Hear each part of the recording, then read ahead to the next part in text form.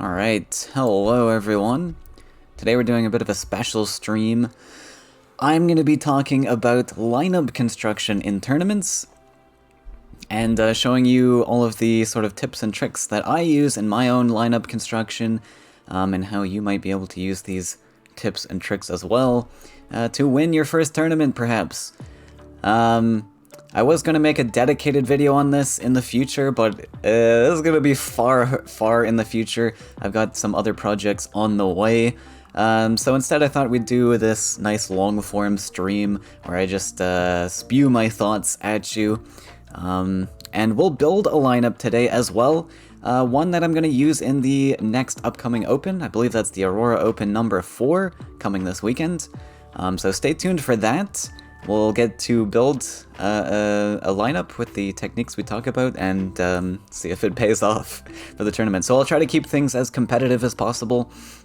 One thing I will do is we're going to take a look at 2 different lineups that I've used to win tournaments in the past.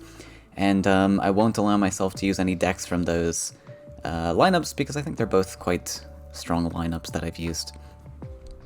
First though, before we get too deep into it, I'm going to show you some resources you can use that are very useful for tournament construction, just gaining more information on tournaments. The first one being Zorni's guide on the hub called the Ultimate Tournament Strategy Guide. I'll post a link for this in the description, but if you don't already know, the Faeria hub is a very useful resource you can go to for deck lists. But there's also some guides here as well. Now, if you are a newer player to the game, account creation is locked. You can't actually create an account anymore, sadly. But all of the old players can still post here, so definitely a resource worth checking out. Especially this article designed by Zorni. This is a pretty lengthy article that talks about different tournament strategies that Zorni uses, and a lot of players use. So we're going to talk a little bit, we'll just briefly touch on all of the headlines that he's covered. I'll give my own thoughts on this as well. So the first thing he talks about here is creating lineups and also matchups. Understanding your matchups is very important. We're not going to cover this too much today because I have a video coming out, hopefully shortly, on this very topic. And this, though, I will say matchups, understanding your matchups is probably the most important thing you have to think about if you want to win in tournaments. So definitely check out this little spiel that he goes on to here. It's kind of short. I'm going to go a lot more in detail in my upcoming video. But essentially there are vague counters to vague archetypes.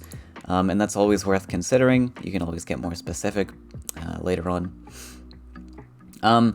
One thing I use to construct my lineups, I often start with very vague concepts, vague ideas of how things counter other things. And yeah, I get more specific as I go along. Having vague counters allows you to build at least a core of a lineup a lot easier. We'll talk about that in a sec, though. He talks about... This is more so Opener Scout deck. He talks about some things when you're actually in the tournament. We'll talk about this much later on in the stream. So we're not going to talk too much about that. We've got some things to consider. Okay, so he's talking here about bringing a lineup based on your own strength. So this would be something just that you're comfortable with playing. And this is a really good strategy to think about as well. I saw in the Faeria general Discord recently people discussing this. One argument being that sometimes it's better to play some decks that you're more comfortable with playing, and sometimes it's better just to play the top tier decks. So which is the better strategy? And this is all going to depend on your skill level in Faeria. Faeria has a lot of different sort of, levels in it. And there are different viable strategies for each level.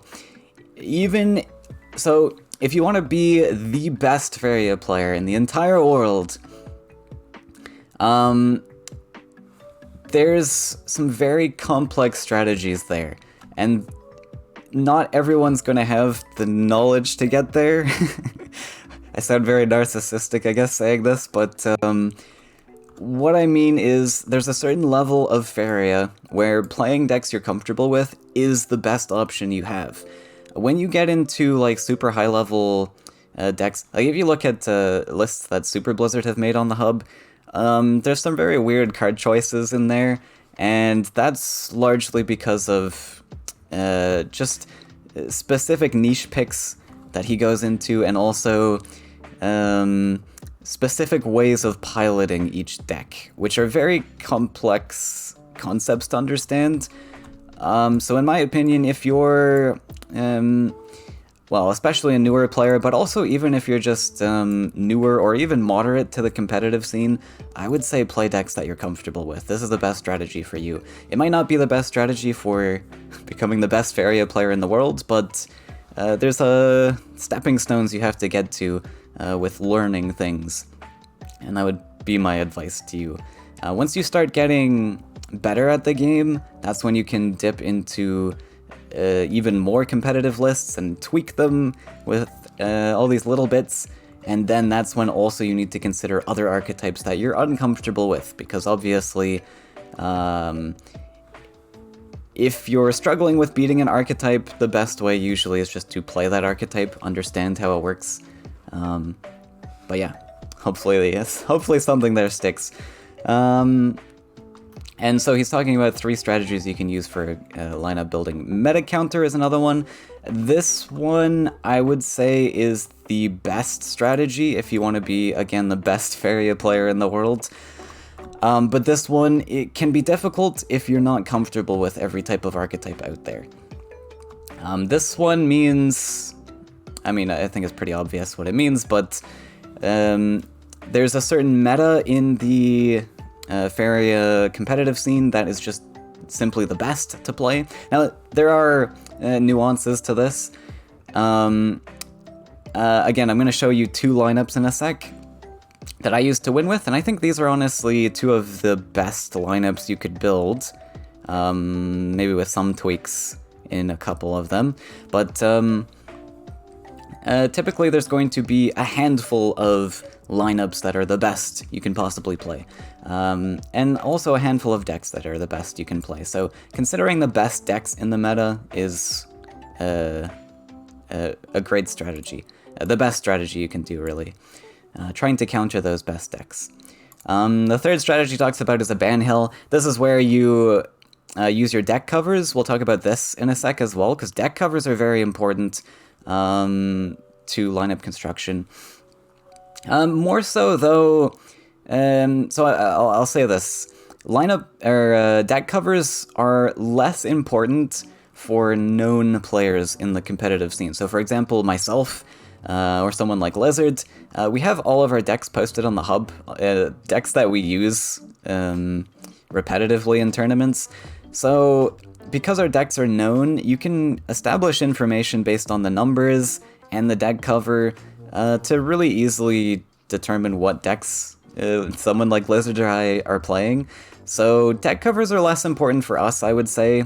Still don't want to give away too much information, but if you're a newer player to the competitive scene and people don't know you, deck covers are even more important because you get to hide some information.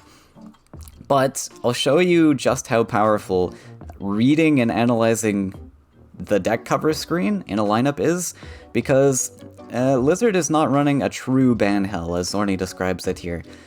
We actually have some varying numbers which we can use against him to determine what decks he's playing. So, for example, this 3.1 list, I know right off the top of my head this is a monstrosity list.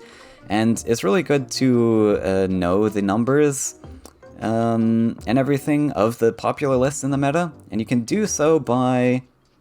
let me open up another Faeria tab. You can do so by going to this deck page, and it's hard to search up like the most competitive list, but we're going to talk about the most competitive lists, at least in the current era, in a sec. But Monstrosity is one of those. Now, sometimes the Faeria hub, for some reason, gives you a different average Faeria cost sometimes than what the in-game gives you, so you have to be careful about this, but This one's correct. You can see this is the monstrosity list. It's got 3.1 average cost, pure yellow, and obviously Soul Drain's going to be included in there. So this is pretty obvious that it's a monstrosity list just from the numbers alone. This next list I would call flyers, just because of the cost. Now, flyers lists are less, how do you say, like rigid from the monstrosity list. You can have some flexible cards in here. I think my flyers list is, let's just see. I'll just go to mine. You can type in players' names in here as well, which is super useful. Flyers. I'm at a 2.8, and Lizard's is 2.9. So Lizard likes to include Azurai in his list, so that's why it's boosted a little bit. But I would still call this Flyers. Flyers is around, like, 2.8, 2.9. And other lists, then you can start using process of elimination. This list over here, I mean, I'm pretty sure this screenshot was taken in a different era, a different sort of meta. So I would probably assume this is like a husk list. That doesn't really hold true today anymore, but it's what it would have been in the past. Now, if you wanted to, and you can make other assumptions about the other lists then too. If you wanted to make a true ban hell list, I think Lizard has done this in the past, where you match the numbers exactly, and then it's absolutely impossible to tell which lists you're playing. And this is one strategy you can use. I wouldn't say it's the best, because when you're making specific numbers and specific deck covers, your lineup's kind of suffering because of it. I mean, you're forced into playing similar archetypes because you're in the same colors, and really restricted with the numbers, trying to get those numbers in the correct places. So it's one strategy, so your opponent just has to randomly guess which deck to ban, but yeah, I wouldn't say it's the best. Hello, El Panico. Looking forward to winning a lot of tournaments with your ban hell lineups. Excellent. I'm glad we gathered the correct information. Only run ban hells. Yeah, so before I get into my own thoughts, also, let's just quickly look through Zorni's guide, see if we're gonna miss anything. Well, banning we'll talk about later. I want to talk about lineup construction first. Yeah, we'll talk about that later. This is really important, actually. This is one of the main things that I use in my lineup construction. Actually, I think everyone should use this. This is just silly if you don't. So, what this would mean is you always want to have two counter decks to a deck that you're thinking of countering. So, decks that you want to counter in a tournament. Actually, I thought I would open up a notepad just to show this. So, number one. The number one thing that you want to think about countering is meta decks. This one is obviously important. So this, by meta decks, I mean like the strongest in the meta. So these decks would be, for example, Flyers, Monstrosity, and this is in the current meta. If you're watching this in the future, this doesn't hold true anymore, perhaps. Flyers, Monstrosity, some form of mono red. Usually this is red mid-range, I suppose. Some form of red mid-range. And then something bulky is usually pretty popular. So I've been running Crackthorn, a really greedy Crackthorn list. I think Beastmaster is pretty good in the meta still. Mostly just to hard counter red, though. Red, Yellow, Angry is another one. Just as examples. So these ones, this is the number one thing you want to be thinking about countering. And so, especially for decks such as these, you want to have two counter decks to fight these. Like hard counters. So, one thing that tournaments vary from like a regular ladder play is how we consider sort of our matchups. I'm going to talk briefly about matchups, I suppose. I can't avoid it. Like I said, I'm going to have a matchups video coming out in the near future, but we'll give it a quick thought here. So, competitive players, you might hear calling matchups. So a matchup is something like just one archetype fighting another specific archetype. How does that matchup compare? And usually we give a percentage to this, so often we'll say like, this is a 50-50 matchup. So for example, Flyers versus Flyers would be a 50-50 matchup. It's evenly split down the middle, no player has one advantage over the other. You can include specific cards, but we're just vaguely talking. And then you could have like another matchup that's 60-40, or you could have another matchup that's 90-10 even. So for example, mono green into most variants of mono red is going to be a 90-10 matchup, so it's 90% favored for the green list. Is the Goki meta the future? Yeah, that's what I'm predicting as well.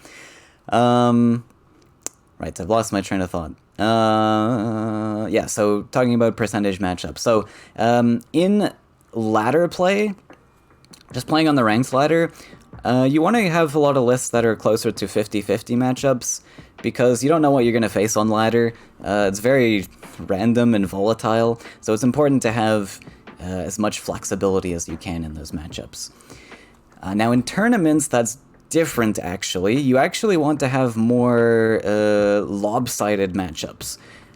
So for example, 90-10 matchups are good in tournaments. I'd probably want a little more flexibility, maybe like 70-30 matchups are pretty good. And the reason for that is because you get to bring 4 decks, and you want to you really want to counter a specific list.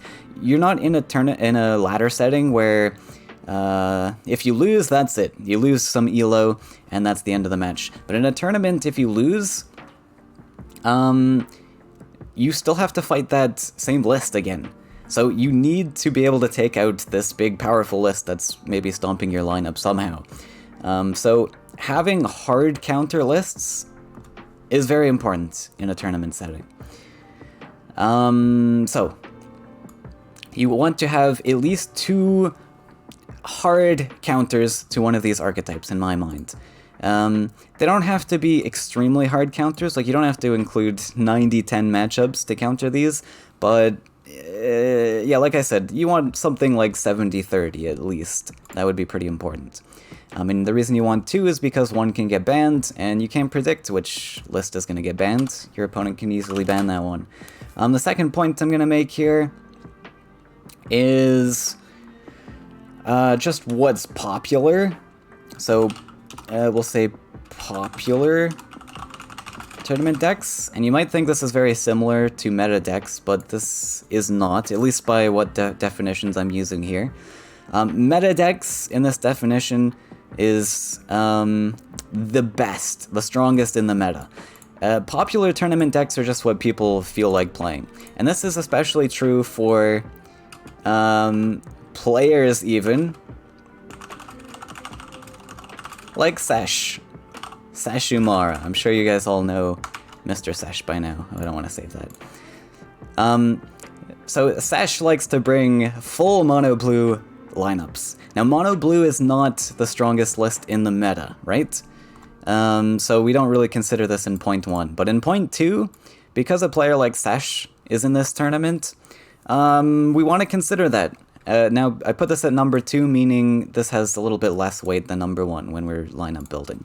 So, something like Sesh, which plays, example, mono blue, or we'll say blue jump. Bamser is another player that likes to play very specific decks. He likes to play only Husk lists, so you might want to consider something like that. And they're regular tournament goers, so even if they're not the strongest in the meta, this is something worth considering because well, you want to get as many wins as possible in a tournament. Try and make your improve your chances as much as possible. Now I had a third point, which is just pretty much any other archetype is what you consider. You need to consider this one as sort of an afterthought, and this would be archetypes like I often consider Burn. You could even consider mono blue here. you could consider blue jump. Like, maybe Sesh doesn't involve himself in the tournament, and you're aware of that, then you can do something like this. So the reason I've ranked these like this, the strongest in the meta. Now, in the last open tournament, we didn't actually see many players playing Flyers or Monstrosity. I don't actually know if anyone played these. So, this one is kind of up to you, but in my personal opinion, I would still want to counter the strongest decks in the meta, even if players aren't bringing those. Because it is very difficult to predict what people are bringing. And since these are the type of archetypes that will most likely lose you in a tournament series, these are the ones I would want to put my focus on countering anyways, even if players aren't running them. And at number 2, we put popular tournament decks because, well, again, it's hard to predict what people are bringing. You can try. So if you look at the past, like, couple open tournaments, you could maybe try and predict a trend of what decks people are playing. I like to do this, but I don't want to put as much weight on this point as number 1. And then, of course, number 3, we want even less weight in our decision-making. This is just, if we have spare space in our lineups, maybe we should consider archetypes like Burn and Blue Jump and every other archetype that's out there. So this is how I go about thinking about my lineups. And again, we want to have 2 counter decks to whatever we're thinking of countering, which is going to be this one first, this one second, this one third. Banning we'll talk about later. And creating game plans, yeah, we'll talk about all this stuff later. So first I want to show you an example of lineups that I've brought in the past. So we're going to take a look at 2 lineups today. That I've won with in the past. We're going to take a look at my usual Seasonal Cup lineup, which is this one you're looking at here, and we're going to look at my no DLC lineup that I won a tournament with. And we'll talk about the decisions I made here. So usually when I build a lineup, if I'm building a lineup from scratch, I want to... Usually if I'm building from scratch, I have some idea in my head of maybe a couple decks that I want to play, and I imagine the same is true for anyone coming into a tournament.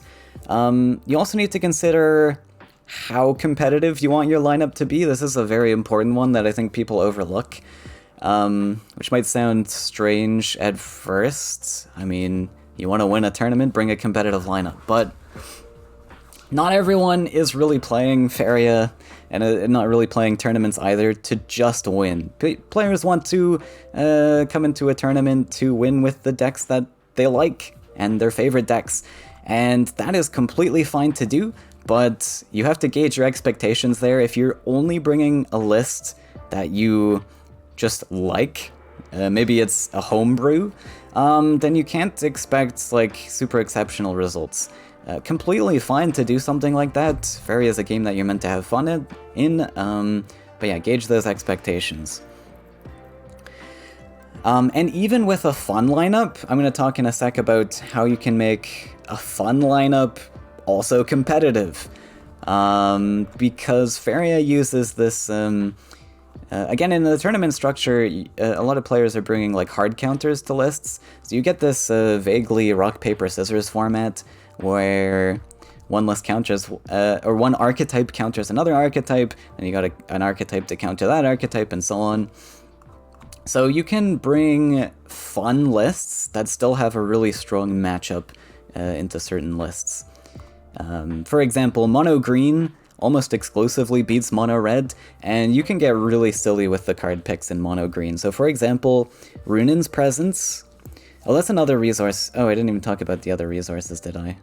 We'll talk about that in a sec. I made a tier list, which I'm sure many of you are aware of, and I ranked Runin's Presence probably around D tier or E tier. I think I even put it in E tier. It's a pretty awful card, but if you have a mono green deck with Runin's Presence, it's still going to have an exceptionally good matchup into mono red. So that's what I mean about you can still bring like silly fun decks and still have really good counters. So if you are aware of your matchup tables, you can still bring a reasonably competitive lineup that's still kind of silly and fun to play. Anyways, I started this lineup with 2 core decks, Yellow Flyers and Monstrosity. These 2 lists in my mind are the strongest in the meta right now. And so I wanted to start with these and build the rest of my lineup around this. And this is often how most players are going to be building their lineups as well, either consciously or subconsciously, just because they have 2 lists that they want to play. Yeah, not much to talk about this on these 2 lists. I mean, they're good because they're good. Talked about this a lot in the past. Flying is a very exceptional keyword. You get to collect off Faeria wells without needing lands to build on, so you just have these free collectors, which is absolutely insane. They also have insane stat lines. 3 cost 5/3 for the Emissary is absolutely absurd stats. Yeah, it's just a good deck. Just a good deck. So next thing you need to consider is that notepad that I just talked about. So the first thing we want to consider is the strongest decks in the meta. So Flyers, Monstrosity, Red midrange, and something bulky. Now this could just be like mono green or something. So for the remaining 2 decks, I want to find 2 counter lists in my lineup to counter all of these sort of archetypes. Now Flyers and Monstrosity are good into bulky and greedy things, especially mono green. Because they're so efficient with their attack stats, you get a 3 cost 5 attack creature, and mono green has no answers to low HP stats like Soul Drain and Cypher's Wrath and things. So Flyers very good into something like mono green, Monstrosity very good into mono green as well. Monstrosity also good into slower sort of lists. I mean, they're both good into slow lists. Just because the Monstrosity has a secondary option where it can build up an OTK. Monstrosity can be reasonable against Swarm sometimes. Not as much though. So what weaknesses these 2 have? Well, let's keep talking about the strengths. So we have covered the bulky side of things with these 2 lists. Now we need to cover red, and we need to cover the Flyers package. So mono red is a staple in the meta right now, specifically to counter Flyer stuff and Monstrosity. So this is why I included the red list. I also included Destructive Volley in this particular list. Now, if I was playing on ladder, I would not run Destructive Volley. This is not a good choice. Because, again, like I said, you want more 50-50 matchups on ladder, and in tournaments you want more lopsided matchups. So Volley does exactly that. It makes a lopsided matchup, where you're very good into Flyers now, but your other matchups are not so great, because in matchups where you're not facing Flyers, this is a 3 cost 2 damage, which is just a terrible card. So you can afford to run cards like Volley in tournament lineups because of this. The rest of my build is more combat focused and still mid-rangey, because I want to have an aggressive list in this lineup overall still. Aggressive lists are pretty good in general anyways, but this helps you counter certain things. It also helps you counter Swarm when you've got these combat creatures, which Flyers is weak to, but we'll talk about that in a sec. So the red list counters Flyers and Monstrosity, but remember we want 2 counter lists to these. So the 4th list over here is the Crackles combo list. This is another great counter to Flyers. By the way, I kind of group Flyers and Monstrosity into the same bucket. They're not the same, obviously. They play quite differently from one another, but if you, vaguely speaking, very vaguely speaking, you can group these into the same bucket where they have similar strengths and weaknesses, at least in counters.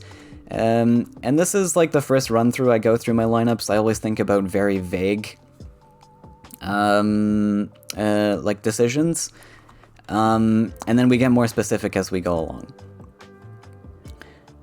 Even though these 2 like do different things, they're still both counterable by this red combat list, both counterable by the Crackthorn. So Crackthorn's good into Flyers and such because it's got these little ping damages with Ground Shaker, they've got Salamander, they got Crackthorn Beast, and ping damage is pretty good, even though it's random ping damage. Random ping damage is still pretty good against these low HP totals. We've got like 2 HP creatures here, so 1 Ground Shaker plus not even that lucky Crackthorn ping can take out a creature.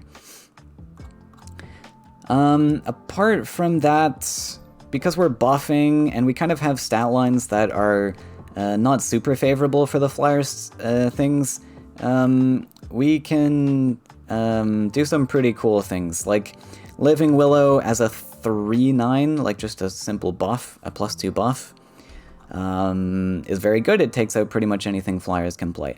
The things that are bad into Flyers are like 5 HP creatures. Well, something like Salamander on its own, I suppose. But what's another example? I don't know, like the Llama.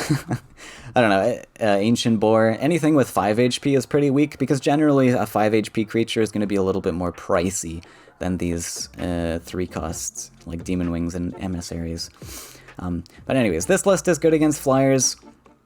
But this list does a second thing, which is provide a bulky green list in this package as well. So what we've sort of accomplished here is we have now 2 counter lists to the Flyers and Monstrosity.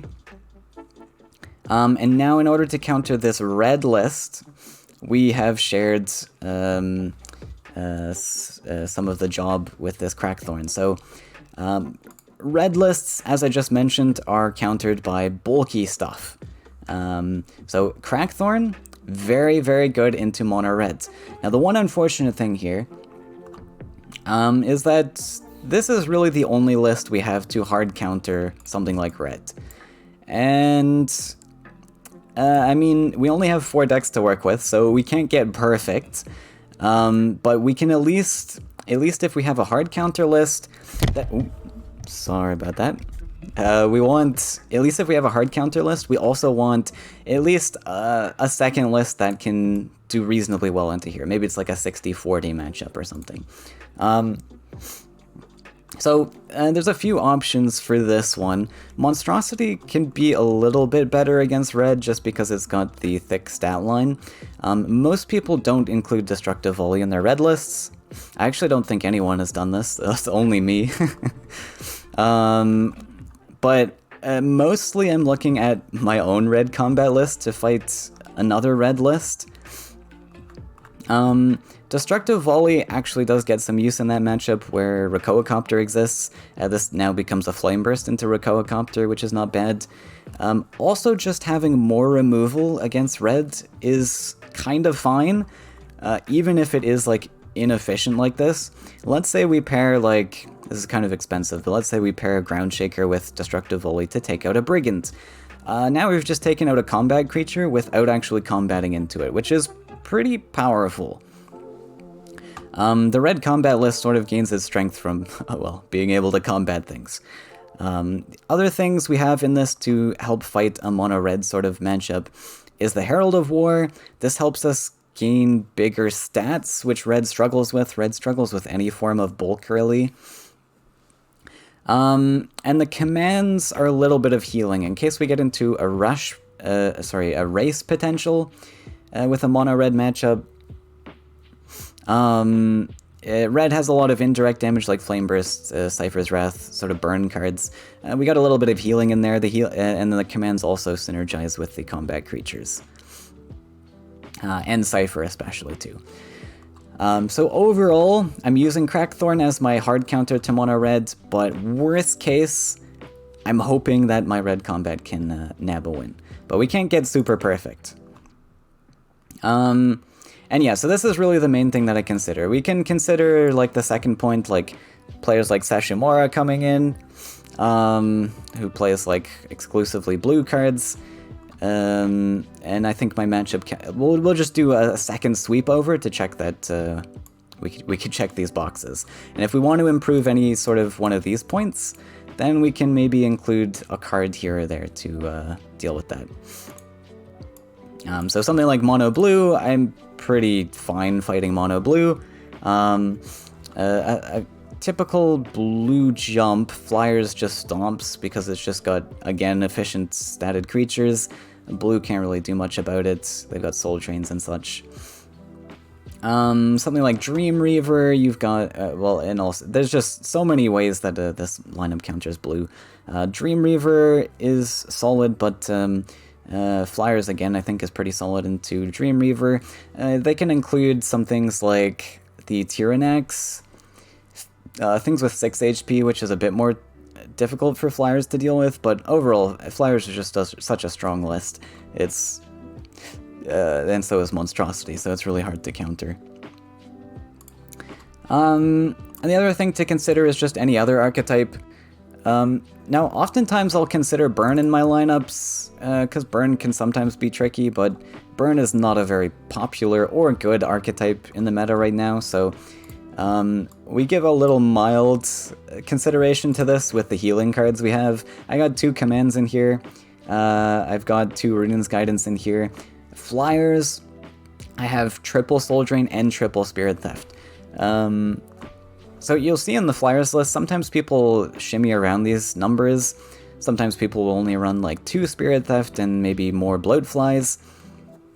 But when you make subtle changes like this to a list, you have to consider what that subtle change is doing, what matchups you're hoping to improve with that change, and what matchups that are suffering because of it. And Bloatfly is a very expensive card land-wise, very efficient, it's a very good card, but in terms of hard countering something, there's not a lot that this does. It does a couple things. Bloatfly is nice into rush lists, where they're bringing their lands towards you, and you've got this really efficient creature to slap down. You don't have to worry about collections too much, and it's got Corrupt to threaten those lands, so it's good into rush like that. It's good into mono green, where you get to bully them with your movement tricks, and they can't really stop this Bloatfly. You just get to move all around them. But in mono green, you really don't need to improve that matchup. You already got like such a solid matchup overall with the rest of your cards. Bloatfly is pretty good into Flyers Mirrors, because it's so efficient. 2 cost 3/3. 3/3 stat line is very good into Flyers, because a 3/3 counters most things that are in the Flyers list, or at least helps fight them. Like a 2 cost 3/3 trades trades up over your opponent's Emissary over the Demon Wing.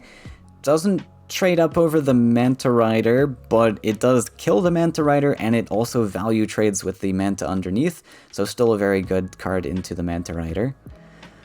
And yeah, so a lot of those cards Bloatfly is very good into, so that's one thing you could consider the Bloatfly into, but my pick of the third Spirit Theft is sort of to be a little bit more resilient to Burn, as sort of a tertiary consideration. Whoops, I didn't mean to open that. A tertiary consideration right here. Exit. Whoops.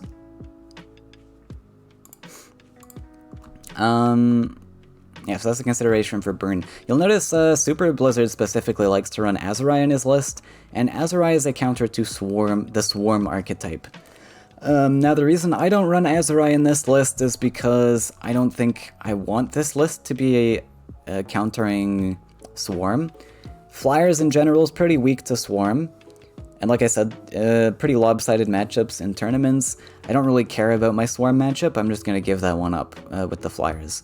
And instead, I'm going to use Red Combat or Crackles to fight Swarm. Even Monstrosity, if it's a really slow Swarm, Monstrosity can do some work into a really slow Swarm. It's more of a 50-50, I would say, with Monstrosity. Like, if Monstrosity was facing Crackles, I don't know. It's debatable. It depends on what the list is, really. But,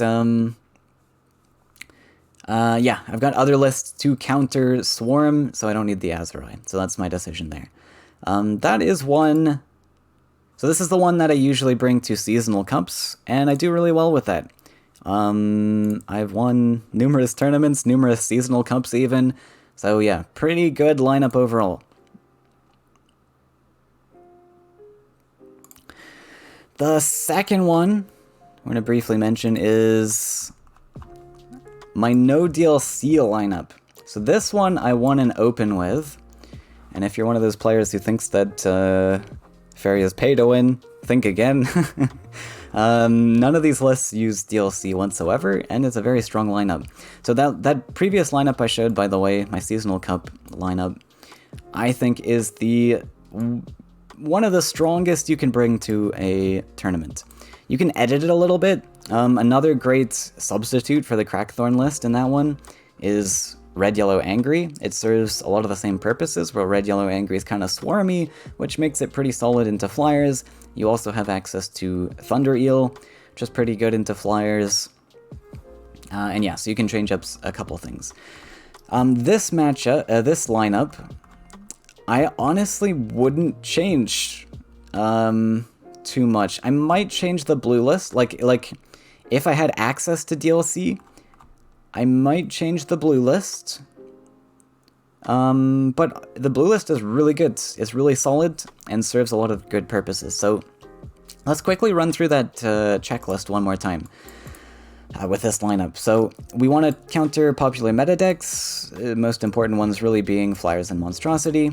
And right, I started, I should mention also the core that I started with in this. I started with the Monstrosity list. This is, again, Monstrosity, because this one is the best in the game, and it requires no DLC. So, great starting pick here. I also, Lizard was talking to me about this bargain mid-range list, which I was really enjoying, so I wanted to include this one. So I kind of started with these two lists. And this one's good against Flyers and Monstrosity, so I thought this was pretty solid. Yeah, so this red list, good into Flyers and Monstrosity. That's one checklist here, but we need a second counter list to Flyers and Monstrosity, and that one is going to be the no DLC blue. Now, I mentioned earlier that Flyers is very good into blue jump at least, and that's largely because of cards like Triton Warrior, something like Windborn Emissary, a 5/3 stat line, 3 cost also, fighting this Triton Warrior. You just, the Flyers player just trades up over their opponents, which is just a huge swing. You also get to value trade Battletoads. Again, well, so the Emissary, if it takes out 2 Battletoads, again, you're trading 3 for 4, and that's just not good. It really hurts the blue jump. Now, the reason that this list is good into Flyers, though, is because we've built it a little bit differently from a standard blue jump. We've built this list much more swarmy.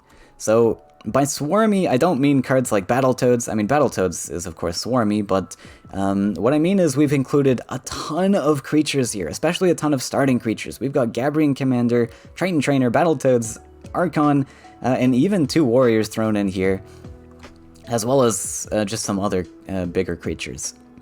And Flyers is weak to Swarm because they're largely about single target removal, right? They've got these really efficient statted creatures, but they only have a limited amount of these creatures. Their decks are often filled with a lot of cards, a lot of tech cards, or support cards, I should say, like Soul Drain, and movement tricks like Flash Wind. So they have very limited creatures. So the idea with this list is to just keep slapping down creatures and getting something to stick. And as you trade with the Flyers list, hopefully you're getting some collections here. They're going to run out of creatures, and you're going to still have creatures that survive. Another thing to consider is a card like Gabrian Warden. This card is just super good into Flyers, both because it has a 4/6 stat line, and many of the Flyer creatures are, 5 attack and less than 4 life. So it trades really efficiently into Flyers. Now you might consider cards like Spirit Theft. You might say like, well, sure, this might survive a hit from a Flyer, but then it just gets Spirit Thefted. But this is a 2-card combo for the Flyers lists, as opposed to a 1 card in this blue list. And the value that a card slot has is a very important thing to consider. If you have to spend 2 cards to kill 1 card, that's really bad. Even if you're making, like, maybe an efficient trade, or even if you're trading evenly in terms of Faeria cost, using 2 cards to kill 1 card is very bad. That is a missing card draw from your opponent's power wheel or something. But additionally, this card also has protection, which is great at stopping 1 attack from this brutal attacking creature like Emissary. So Gabrian Warden, very cool cards. I'd switch command for Falcon Dive if you want to target flyers with this. So the thing with commands is this is sort of just serving additional purposes. The other thing with Falcon Dive is this list can be... another thing to consider is like the cost that you're spending each turn. Falcon Dive's okay, but you need to have weight in the rest of your deck to make up for that. Like, Falcon Dive's really cheap, and we kind of have that with things like Beirut and Phantasm and Warden, but also because we're swarmy, we're collecting a lot. But overall, the commands, yeah, not as great into flyers, but it's great into other archetypes. So it is one thing to consider. If you really, really want a hardcore, if you really want to improve the matchup table here into flyers, yeah, Falcon Dive would be better. Command doesn't really serve many more purposes. Besides the healing, maybe, but yeah, overall Falcon Dive would be better. But this is better for other matchups, like red, which I'm going to talk about in a sec, because there's a reason the commands are here as well. But Humbling Vision you might notice is a 2 of, which is a super OP card I've mentioned in the past. So why are we running only 2 of these? And that's because this card is just awful into flyers. The only card this is good on is the Windborn Champion, which there's only 3 copies of in the list, and they come in the late game. Elsewise, you don't want to use Humbling Vision on anything in the Flyers list, because this just sucks. Like, what are you going to Humbling? You gotta spend 3 Faeria to... Like, there's just nothing. There's just nothing to hit. Maybe Monstrosity, but this is not something I would focus on Humbling Visioning. So... we run 2, again, just to make this super good into flyers. Falcon Dive is the best. So I think I've talked about this one. Oh, Gabrian Archon, very good into flyers as well, because this becomes a 6/6 stat line. So again, 6 HP, really important into flyers. You get to resist one of their flyer attacks. Someone in the Faeria General Discord, I think, mentioned... how that's like, you can just run Sky Captain or something to boost the flyers to 6 attack. And I'll just touch on that briefly. Sky Captain, what is it? Windborn Sky Captain? No. Drakkar Sky Captain, that's the one.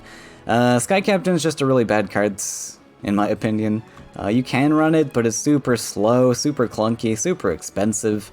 And... the value that you get back with, like, the 6 attack flyers for very niche picks like Warden and Archon, you're just not going to get that value back, and really the blue list isn't going to care, because you played an overcosted 2/4 Sky Captain. So blue trumps over you anyways, because you played a bad card. Now, so the commands are in here to counter red, because if we go back to this list... we successfully countered Flyers and Monstrosity with these two lists. But now we need to counter red. So, in order to counter red, I decided to run just a mono green Beastmaster. This can really be anything green. So this list is pretty flexible, but green Beastmaster is like pretty hard countery to most red lists. So this is one option to fight the red, but the blue is also an option to fight the red. And that is one reason we run commands in here, because command is pretty reasonable into red. But we also use, we use this as sort of a hybrid list to fight both flyers and red, because we can transition that way because of big cards we have like Beirut. Beirut's exceptional into red, very efficient, 8 cost, 10 life creature. Anything bulky and big is very difficult for things like red to deal with. So Beirut is very solid, it's only a 1-of, but we also have cards, again, like Warden, pretty big body, and Phantasm even is pretty big as well. Phantasm is very bad into flyers, because this is a 5/5 stat line. Somewhat of a reason why we only run 1 copy, more so because we don't want too many expensive things in this.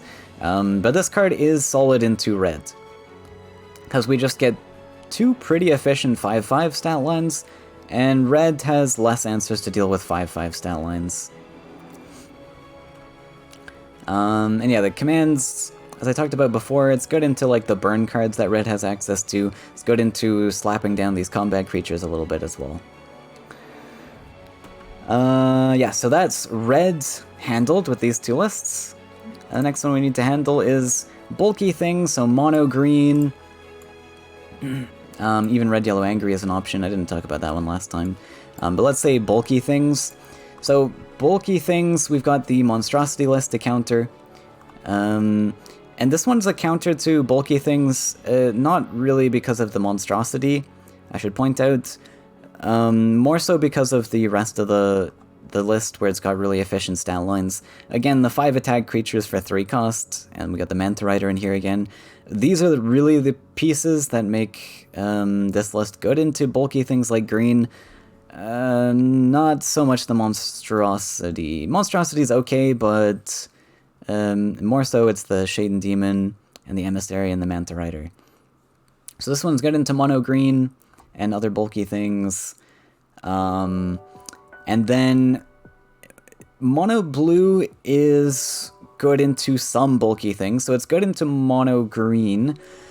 We don't have as many Humbling Visions, don't have any Frogifies, but we do have really efficient creatures like the Gabrian Commander, which is basically serving the same purpose as like some of the Flyers creatures, like a Demon Wing or something. But it's even better because this has Charge 2 and Aquatic. We don't need lands to build, and we have Charge 2. And this can become a 5/3 as well. And some people don't like the 2 life stats on the Commander, some newer players, and also similar argument with the Demon Wing. I'm not going to talk too much about stat lines in this video, it's going to get a bit long, I guess. But this is a very good card. Just because this can get soul drained, you do trade down there, but it's just such an efficient stat line elsewise. If you can draw out a soul drain once, then it's fine. And also if this gets to collect at least once, it's fine. This thing threatens double collection without the need of land building. So it's just like the same sort of power level as a flyer, and similar argument with the Demon Wing. But yeah, anyways, this is reasonably solid into mono green stuff. We got solid Commander. Less good because we don't have many visions, so a more traditional mono blue list would be better into green. But Swarm can also help into green as well. Green can struggle with Swarm type of things. But other things, like let's say they're playing green ramp. This would be bad into green ramp. It might, well, it depends on how it's built. Like this might be fast enough, but fast enough to just win early, but it can't deal with massive stats like an Oakfather coming down or something, or a Oakfather with Taunt or something. You got that one of Phantasm maybe to transform, but it's going to struggle. So we have other things like Voice of Truth in the no DLC green. So one thing that I really like about the Beastmaster list is this can fight really slow greedy decks, even though it probably has a weaker matchup into something very greedy like maybe green ramp. It can still hold its own. It's probably like maybe a solid green ramp list would be like a 60-40 against this one. Just because you can't deal with all those stat lines, but you can pull off some wins with going aggressive and such, but the Voice of Truth helps to bring down some big stats. This also helps in the red-yellow angry matchup. this one can just kill Firebringers on the spot, which is pretty cool. And yeah, I mean, you're less good into the stat lines of the red, yellow, angry, but you still have some options there. Like, mono green's pretty sturdy, and you got those voice of truth as well to destroy Firebringers. I would say against red, yellow, angry, this might be like a 50-50. Probably somewhere around there. Yeah. And yeah, I think that's all for that one. And we won't talk about this stuff, we already talked about that. So that was my lineup for the no DLC. Now, I mentioned I might swap out the blue list if I have access to DLC. I'm not sure. Like, this list is pretty solid. I just didn't really get to play it, so in the tournament it got banned or something, or I never got to play it. So it's hard to tell. I'd need more experience with this list. I haven't really piloted it that much. But this list is very good, in my experience. This list very good, this list very good. And if you were to replace this, you'd have to replace it with a list that fills the same niches. So this list is countering both red and flyers at the same time. Which I guess you could include like the Crackthorn list in that place, since it's doing the same thing. Yeah. So that's that. I think that's everything I want to talk about lineup building. It's okay with the Ghost Dragon. If you watch this video careful enough, you can find Alpanica's super special bonus tips in chat. Collect them all to win a pudding. Yeah, greedy lists will be problematic for the blue list, for sure. So you need other options for it. Chaos or Carassius. Yeah, Carassius is another list you can consider as, like, in here as a tertiary. This is not a fantastic list in the meta, competitive meta. If you're newer to the game, you might struggle with this a bit, but really anything fast should be able to beat this. Also, Disciple. And one other resource we're going to check out right now, actually, is Lizard's competitive deck tier list. You can also find this on the hub. This is a very good resource for tournament deck building. I think he recently posted this. So he's got a really in-depth tier list into all the archetypes. Of course, this is subjective, but it's really important to note also. So there's this, and there's also my tier list. I'll pop up here as well. I made a card tier list. If you haven't seen it, maybe I'll post a link to the video in the description for this as well. And there's Lizard's deck tier list. So you can use both of these interchangeably. These are both very subjective, but what's important to note is that players like Lizard and I have been around for a long time. And there are very subtle nuances to each of these cards and each of these deck archetypes. And also the reason we've ranked them are for specific purposes. So I think Lizard's used a similar ranking system to me. Like, C is home of niche picks. Yeah, so what's also important to note is that I would say C tier decks are still playable in tournaments. Even though this seems like it's very low down the tier list, this is still very playable in tournaments because, well, like Lizard mentions here, is home of niche picks. So if you're constructing a lineup, and maybe you get like 3 really strong lists, sometimes a C tier list can fill a really clean niche that you're looking for to round out that lineup. So if we look at the C tier lists he's listed here, we see things like, let's say Krog Rush. This is a very volatile list. Has some very weak matchups, but it also has some very strong matchups. Let's say you're predicting that the open tournament is going to have a lot of greedy lists, a lot of greedy Swarm. Bamser is playing, and he's playing a lot of greedy Husk lists. Who else plays like... Bamser also plays like Crassius and such. but maybe Crassius has just been super popular recently. This list hard stomps decks like that. And it's in C tier because it fills that specific niche. It's got some really weak matchups, but it's got some very strong matchups as well. So this can be a really good, like, 4th list to bring, just for those reasons. Similar reasons to why lists are ranked in B tier.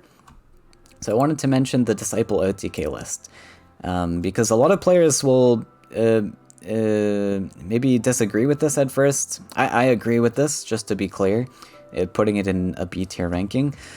Because players struggle with this a lot, it's very devastating.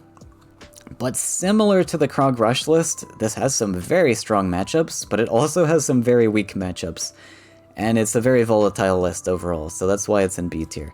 A tier lists are meant to be, like, flexible in all sort of situations. They're just super solid lists.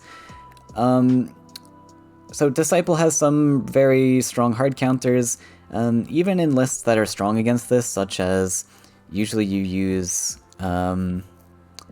Also, I suppose I should, like, open the list just so people are aware what this list is. This is the Disciple list that I'm talking about.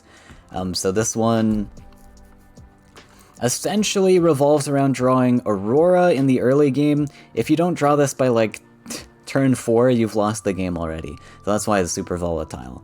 If you do draw it before turn 4, oftentimes you'll win the game on the spot, because you just burn through your entire deck with all these cheap draws, and then you get a 20 attack Disciple that zooms face with 33% chance carpet. So typically the counter to this type of list is really aggressive lists. You should have a reasonable matchup there if you just go super fast. But every once in a while they'll draw a perfectly curved Disciple on turn 2, perfectly curve into 100 events in one turn, and then they kill you. And that can happen, but the percentage chance of that happening is a lot lower if you're going super speedy. So sometimes this is a deck you want to ban just because it's volatile and it's very luck-based. Similar to the Krog Rush, though, as well, this list is also very luck-based. So sometimes competitive players will often ban lists like this, just because it's luck-based, so they can't use skill to win that matchup. But anyways, that's going to make a good segue into the next part of this, which is talking about how to actually pilot, or how to, well, yeah, pilot a lineup. So what list do you think about banning, and what list do you think about starting with? And maybe to give you a visual representation, let me just find a video off to the side here. And let's quickly look at what else Zorni was talking about here. Well, I think we're just gonna cover everything he talks about. So, first step is recognizing decks, right? We need to... Let me quickly pull up a Seasonal Cup, maybe? Doesn't really matter so much. Alright. So here is the Cypher Seasonal Cup, where I brought... you saw this lineup already. Let's just zoom ahead to a banning screen. So this is against Sesh. So, when you get into this screen, what list do you need to ban? Obviously this is gonna be dependent on what lineup you're running, but the first thing you need to consider is the numbers and the deck covers. So I mentioned briefly how deck covers are very important for newer players, but less so for long-time competitive players, because a player like me has all of these lists posted on the hub. It's really easy to just find, so I don't really need to care about my deck covers so much. If you're an unknown player to the game, that's something you need to consider, though, because that gives you a leg up over your opponent. So, really good cards to consider for deck covers are things like Soul Drain. This is like always run in any type of yellow list, so you're not really giving away much information here. Same thing with Runen's Guidance. This is run in like almost all green lists. Same with Ground Shaker. Cards you don't want to include in deck covers are niche cards like Destructive Volley, even Horsemaster, because Horsemasters often run in red combat lists, but sometimes you don't run Horsemaster, and sometimes maybe it's like a more red control list, a red burn list, a red angry list. Red angry runs Horsemaster, but things like those, you don't always run things like Horsemaster, so you leave your opponent guessing with what could these neutrals be. It could also be a red rush list. There's a lot of different variants that red could be with these neutral picks, so you don't want to include Horsemaster or Destructive Volleys. Also, you don't want to include cards like Elderwood Embrace. I would say Elderwood Embrace is a very uncommon card. You can look at... oh, why did I put this on a different tab? You can put... if you look at my tier list here, I would say cards that are in, like, A and S tier, these are super solid to just put as deck covers, because you almost always see these in these types of lists. But cards further down the line into, like, B tier, C tier, these ones you want to hide from your opponent, especially from competitive players, because they're not going to be expecting cards like these. If you include something like Nightmare in your Flyers list, this is never run in top-level players' Flyers lists. But if you're a newer player and you absolutely want to have this, you feel comfortable having this, you can run this, but keep it hidden, because a competitive player is going to assume you're not running this. It's just not a good card usually, but a situation might come up where it every once in a while is a good card, and since you held this as a surprise, your opponent's not going to play around it, so you get sort of a free kill with this, a really good one. Same thing with Elderwood Embrace, this is rarely run, unless it's in like a green mid-range. If it's like in Beastmaster or something, this is rarely run. I wouldn't recommend running this in Beastmaster, but if you want to, keep this type of card hidden. Yeah, and any niche things, kill cards like even Ninja Toad, probably want to keep something like that hidden. But cards like these and Wind Soldier, they're always run anyways. So that's the deck cover. Now, trying to analyze what your opponent is running, very important to consider what sort of archetype, what sort of vague archetype they're running. Specificity is a lot harder to determine unless you really know the list, again, as I mentioned with like my list being posted on the hub, such as Monstrosity. Specificity is a lot harder to consider, but you can consider that if you really recognize those numbers. But so like for example, Sesh is running a 3.1 desert list here. So my first assumption would be this is a Monstrosity list, and I might make a second assumption here. Oh, I just noticed this says 2.7. So I think if you saw on the hub, right, that was 2.8, so sometimes the numbers vary, which is very annoying, but sometimes that happens. So I would assume this is Monstrosity, but I could also maybe assume it's a Flyers list that's just got some really clunky expensive cards like Mistral Guide and Azurai. So I would make a first assumption saying this is Monstrosity, and this is the highest weight that I give to this assumption. Maybe a secondary weight that's a little bit lower down is this could be some sort of Flyers list or maybe a Rush list, and then so I consider that as a secondary opinion. But firstly, this is Monstrosity to me. Now Sesh gave away a little bit with his deck cover here. He put a Flight of the Mantas. It's not giving away too much. You could assume that this is a blue-yellow swarm to begin with, but what does the Disciple have? Disciple's a lot cheaper than this, but maybe it's some other variant of Disciple. This one is 1.8 and has, does it tell me how many? Yeah, it's 15 and 15, right. So pretty unlikely that's Disciple, but I don't know what else I could consider this as. I don't know, but you could include a card like maybe Humbling Vision in this if you're newer to the game and you really want to play around with deck covers, and that hides some information, because Humbling Visions I would expect to see in this type of list. And that's only a very small decision also. I think if I'm scanning this lineup, one assumption I would make is blue-yellow swarm, but another assumption I might make is, I don't know what this is. It could just be blue-yellow tempo of some kind. So hiding deck covers, I think, is important just for that small little decision there. Yeah, it's a Stanu, so blue-yellow Swarm with the Stanu inside of it. So, I mean, that's a pretty easy scan from the deck cover and everything. The next one is reds. We've got 3.9 is pretty typical of like a red combat. What's not common, though, is this singular neutral. So typically a red combat list will be 3.9 cost, but it'll have 3 Horse Masters in it. Or in my case, I run 2 Volleys, 2 Commands, and 2 Horse Masters. So Command is considered in this type of archetype. Horse Master, nobody runs Volley but me, so I wouldn't consider that for other players. Unless you're facing me, I guess. So this is very curious. I actually don't know what this type of list is off the top of my head, because this is not typical of a red combat list. And with the Cypher's Wrath cover, Sesh does a good job of hiding this information from me. Now, when you're actually playing the games, it's important to remember this screen. More so the deck you're playing against. Because you want to try and gather this information of what this neutral could be.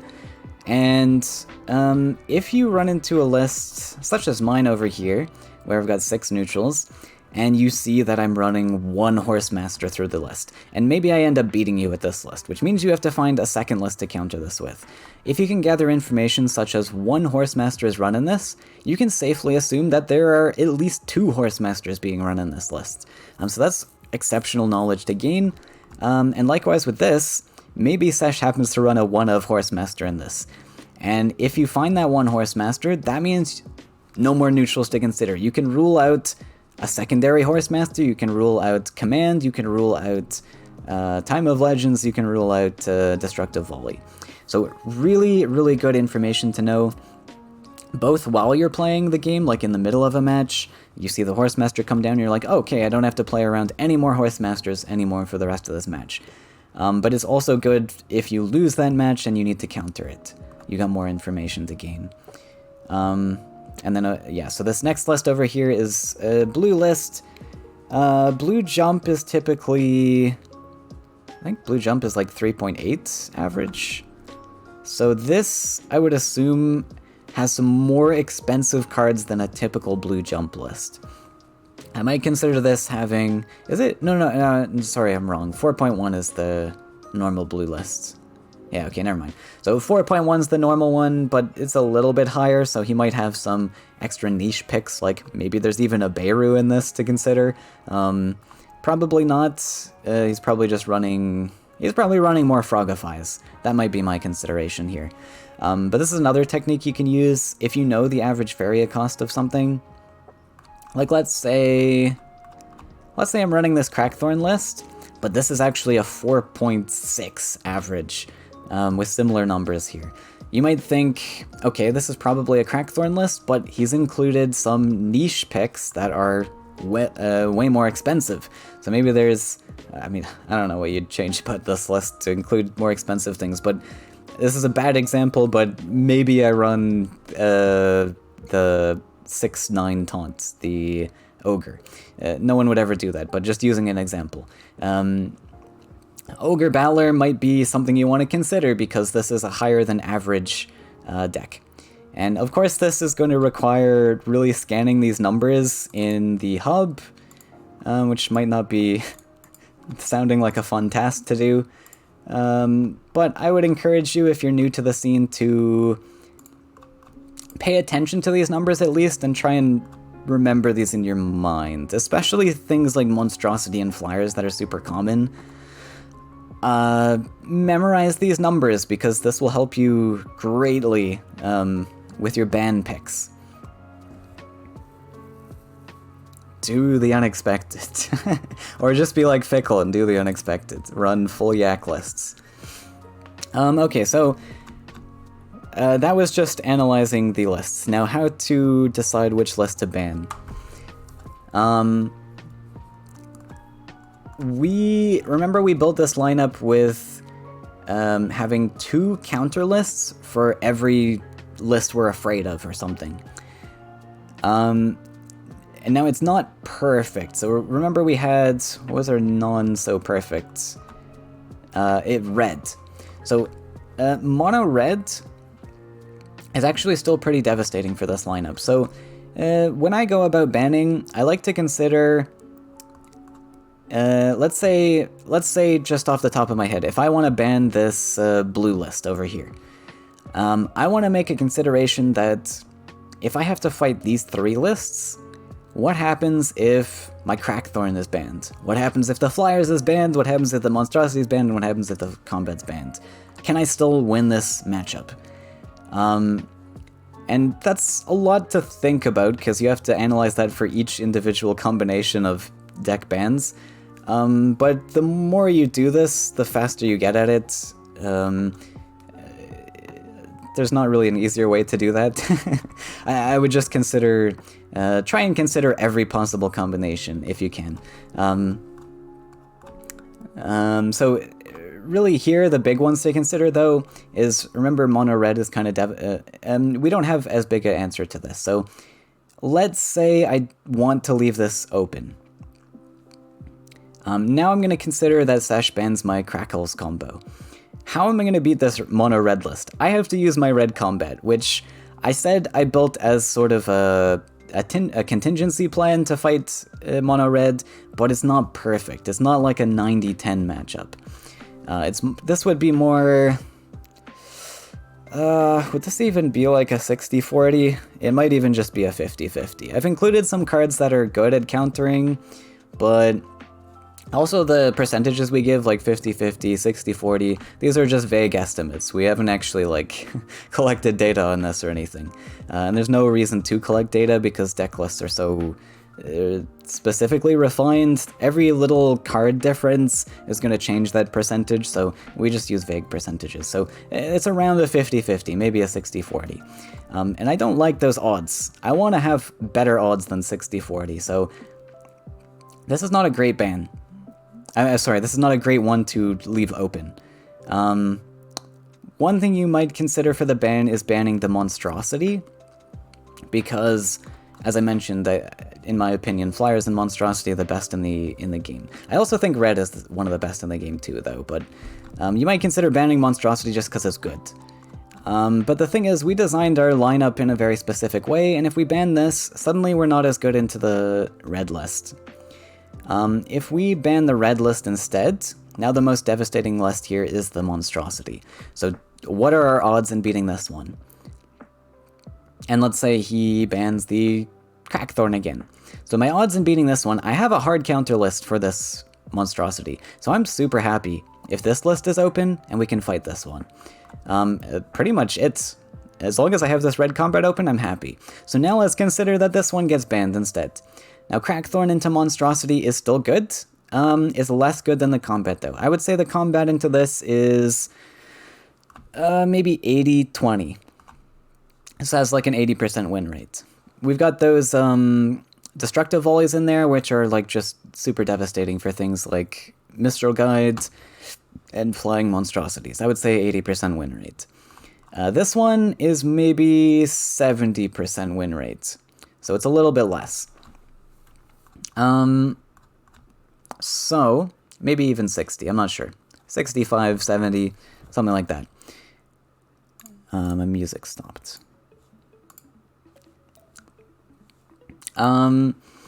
Yeah, so this one is not as favorable as a matchup, but then we can look at our the rest of our lineup, and we've got a Monstrosity list as well, and a mirror matchup is, of course, going to be a 50-50. And one thing you can consider with a 50-50 maybe is experience levels. I've piloted this list a lot. I'm pretty confident Sesh is not as comfortable piloting this one, because he typically always runs blue stuff. So even though this is theoretically a 50-50 matchup, because of player skill levels, I would feel more comfortable that I would have the advantage in this matchup. Flyers also is actually good into Monstrosity straight up, because the Monstrosity is just a terrible card. It's a 5-cost 5 HP creature that you can kill with a 3-cost 5 attack creature, so Flyers generally is pretty good into Monstrosity anyway, so we've got counters to that. And the other two lists are kind of subpar. These are like, if you look at Lizard's tier lists, something like, does he list Blue Jump here? Put it at S tier? This can't be. Ah, okay, so this is, yeah, this I would not really consider traditional Blue Jump.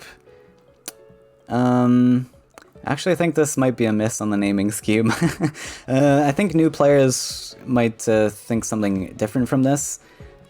Traditional Blue Jump is using cards like Tide Lord. Sash really likes to use Prophet of Tides, which is more of a tempo blue. But this Blue Jump that Lizard's listed in his tier list is a little less traditional. This is more of a hybrid between Blue 7s and Blue Jump. This list is one that I included in my No DLC lineup. But traditional Blue, I would say, is maybe B tier. Yeah, that's probably where I would rank traditional Blue. And this is the typical Blue list you'll see out of Sashumara. So that's the assumption I would make there. Oh, where'd my... Oh, okay. Hiding under my camera. So yeah, this is a B tier list. This one here, I would say, is probably C tier. Oh, actually, I think for this tournament he grabbed one of Lizard's lists. Where did he rank this? Did he call it a Stanu? A Stanu Swarm, he put under C tier, okay. So yeah, I would consider this C tier. So, we've got a B tier list, a C tier list, a S tier. I don't quite know what this is, but this is going to be around A to S. So the ones that I'm considering to ban are probably these two. Now, if you had a more volatile lineup, for example, Sash likes to bring 4 blue lists. And like I said, this is absolutely fine to do if you want to bring silly lineups, but you can still be smart about your decisions and competitive about it too. Blue is very weak to red. So, let's say I was facing Sesh, and I was running a red list that was just not very good. Maybe, if you guys remember the most recent tournament I participated in, I ran a lineup where I ran no S or A tier cards. And I ran an Ignoozy deck, an Ignis list. That list, I would say, is like D tier.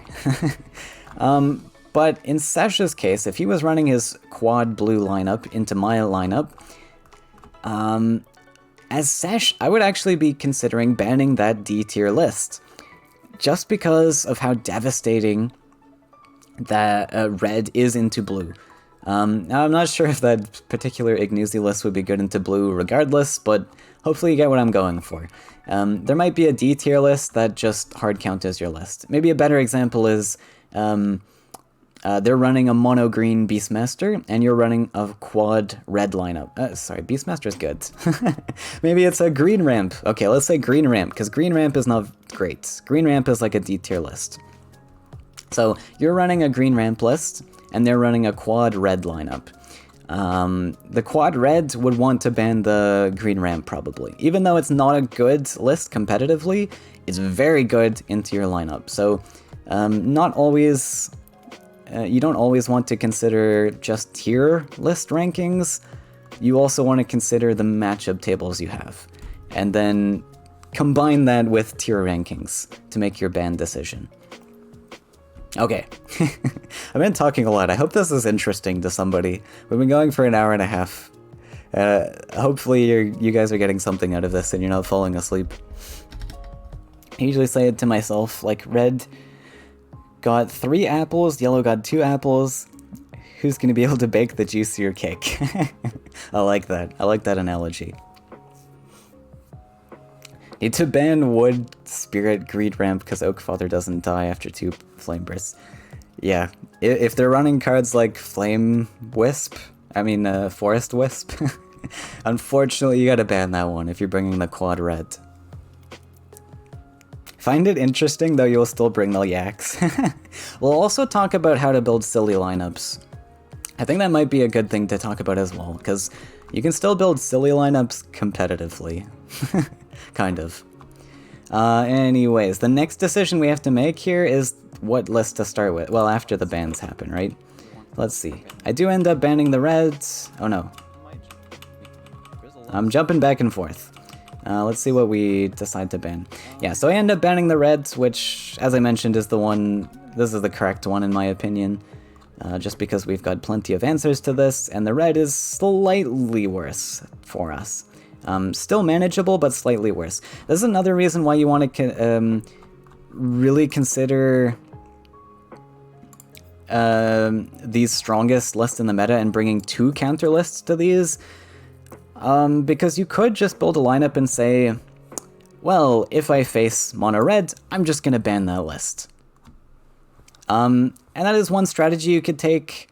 And sure, if you want to build lists that you just are your favorite list to bring, that's a fine strategy. But if you want to be super competitive, this is not a good decision to make. You don't want to just assume that you're going to ban a particular archetype. Because something might happen where they run, well, something might happen where they run 2 of this archetype, but also they might run one archetype that's super devastating for you, and another archetype that's just completely different, but also super devastating. Maybe they run a Aurora's Disciple list, and they run a red list that you're weak to. It still would be nice to have the Disciple be bannable, because, again, that's just kind of a RNG list. If your lineup's super strong against everything, then the list you want to ban is the highest RNG one, I guess. The one that you're gonna not be able to win out with skill. Anyways, these are the bans that have happened, so what do we start with first? What do we pick? And here I like to, well, I think it's important anyways, to plan out your entire series and how it's going to operate. And this is going to vary based on whether it's a best of 3 series or a best of 5. So let's just talk about best of 5 right now, because that's the more competitive format anyways. So for a best of 5, we get to use all 3 of our lists. Typically, I like to scan all of my matchups and which list is going to be my weakest in that sort of matchup. So Flyers is very strong into blue, for example. This red combat's very strong into the Monstrosity. This is our hard counter we reserved anyways. Should be strong into the Astanu list as well, which is Swarmy. Honestly, should be good into blue. So red combat could easily sweep all 3 of these. But I don't want to start with the red combat, even though I feel kind of confident that it can sweep. Because we've got 2 other lists to pay attention to, and if Sesh has some weird cards in here, we can use our first list as a scouting deck. We also don't know which archetype he's going to start with here too. I mean, Crackthorn should be pretty good into blue, it should be pretty good into Monstrosity. Less good, I would say, into the Astanu. Astanu, I would say, is good into this, probably. But anyways, Flyers, I think, is good into Monstrosity and good into blue, so this is also a solid list. I'm going to start with my weakest one. And I start with the weakest one because I can't predict which one Sesh is going to start with. You can try to predict which one they're going to start with, but I would avoid that mostly, because that's kind of a risky strategy.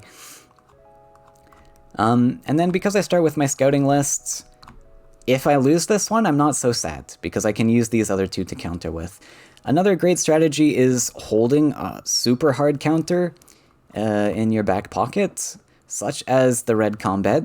Let's say this Monstrosity is like the strongest one maybe in Sesh's lineup here. So I want to reserve a hard counter to this. That's going to be the red combat. So I want to make sure I draw out his other 2 lists first before I ever consider this one. And maybe I beat the mono blue. Maybe he starts with mono blue and I beat this one with Crackles.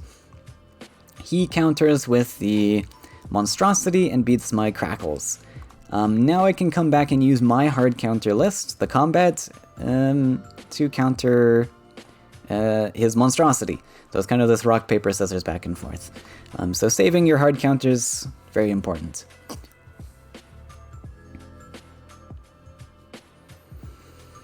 It's not your fault your opponent happens to bring 4 times D tier OTK and I happen to build gigantic green chats. Just coming back to the game, and you were a beast back then. Well, welcome back to the game, Dawn. Great to have you back. Yes, I am still here. No plans of going anywhere yet. Second thing to consider is if this is a best of 3 series, because those function a little bit differently. So best of 5 we get access to our whole lineup, but in best of 3 we only get access to 2 decks actually. So in a best of 3, one thing you need to scan for is what's going to be your worst list in that lineup, but instead of starting with that and using it as a scouting list, don't run that list, because you're going to have to give up one list to not run. So in that, we're a little bit more restrictive, in that we can start with our... So we only have 2 lists to select from in a best of 3. We could start with the worst list, but in a best of 3, I would actually put a little bit more consideration in predicting what your opponent's going to start with. Just because it's... you have better chances of making that prediction. It's a 50-50, right? Greater than a 50-50, I would say, because you can make some educated guess. But it's also a little bit more risky to just throw a deck out there that you're not really caring about. So, for example, let's say this was a best of 3. I would take a look at Sash's lineup, and I would consider as Sash which is his worst deck that he's not going to run. And if we look at my lineup, let's take a look. Monstrosity is going to be a good bring, I would say. It's a good counter to the Crackle. Well, okay, I'm not going to lie, Sash's lineup's looking bad in a best of 3. I don't know what Sash does here. I don't know. I guess Istanu has some value, maybe? I guess the mono blue has some value. I don't know. It actually looks pretty weak for Sesh, I'm not gonna lie. Let's find a different example. I don't like this example. Okay, this one's got some more competitive lists. We'll take this one. So let's go to the bands. Let's consider this as a best of 3.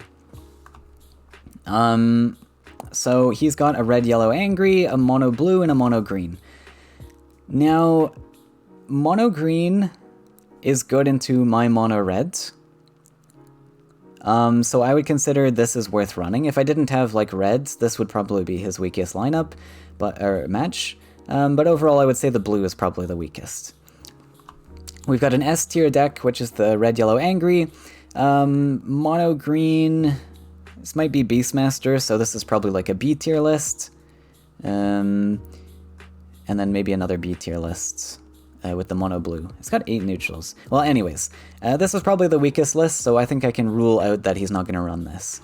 So now I get to predict which of these 2 he's going to start with. And since he probably wants to use this mono green as a hard counter to my red, he's probably going to start with the red, yellow, angry. That would be my sort of analysis here.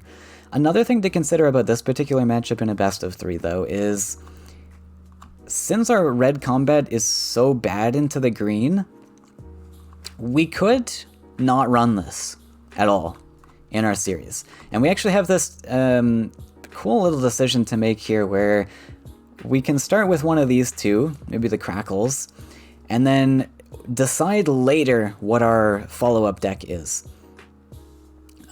So let's say he runs with the red, yellow, angry, and we beat it. Maybe he brings in the mono green because he's like, okay, as my second list, I need to counter this red if he runs it, so I'm gonna have to run it here. And then he beats us with the mono green. Now we don't have to run the red, and we actually have a nice little juicy counter list here. So that worked out pretty cool for ourselves. Another thing to consider is maybe he doesn't pick the green, because he's like, well, he's not going to run the red, and he picks the blue. Now, since he's hard locked into not running the green anymore, we can bring in the red and counter this. So there's just some considerations to make.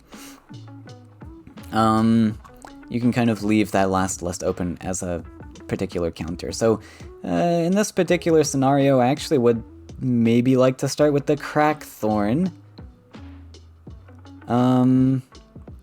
Yeah, I'd like to start with the Crackthorn, because red is going to be the worst in this particular lineup if he runs the green, but it's not the worst if he doesn't run the green, so there's some consideration to make there with the best of 3. Anyways, you get the idea. Okay, I think that's all I wanted to talk about. I'll take a quick scan through Zorni's list guide here. Recognizing decks, very important. Respect banning. Yeah, so he talks about here with respect banning and banning. So there's a lot of players that are well known in the community, such as Sash, again, as an example, who likes to run mono blue and is very comfortable running mono blue. So another consideration you can make against Sash is banning the mono blue because he's the most comfortable using it. I would still be more fearful of, like, hard counter lists than what people are comfortable playing, but it also depends. Again, based on your skill level in the game, I think comfort picking is a better strategy than picking the best lists in the meta. Just because of your skill level, you'll have a better chance with lists you're more comfortable playing, but try out the more competitive lists as well. Try to learn them, and one day when you know all of the archetypes, then you can play the best lists in the game. That would be my tip, at least.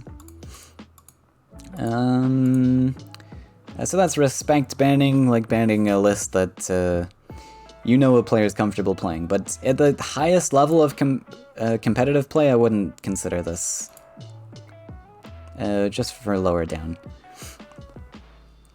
He goes through some showcases. Right, so then we kind of touched on this, so he just gives some definitions here. A sweeper deck is one that you can, actually he describes this as something else, one that has no counter. Well, you can read through this stuff. I think he's got some other opinions to say here that you can talk about. If you do have a dead deck in a matchup, like one that's just not good against anything, this is one of the best you can use for a scouting list. Hey look, it's me! Yeah, okay.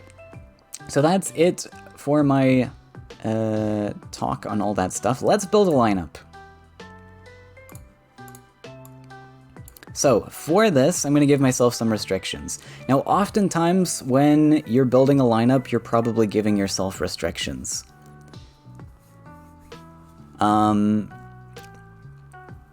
Either consciously or subconsciously, because as I showed, like, this lineup, I would consider this to be like one of, if not the best lineups in the game that you can use. You can substitute some things, like you could substitute the Crackles for Red, Yellow, Angry or something, and it's still like such a good lineup.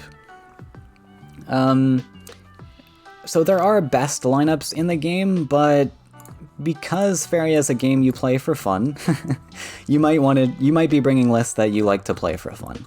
So you are restricting yourself in some way or another because of that. And anytime I build a lineup that is not this, I'm also restricting myself because I have to. Otherwise, I just build this lineup. So the restrictions I'm going to make is just... I'm going to pull that up again. I'm not going to run lists in this lineup that I won my seasonal cups with, and I'm not going to run lists that are in this lineup, which is my no DLC lineup that I won an open with. So I'm not allowed to use any lists from these two sets. I kind of did a tournament like this in the past, but I was a little bit memey with it, so we're going to be more competitive with it.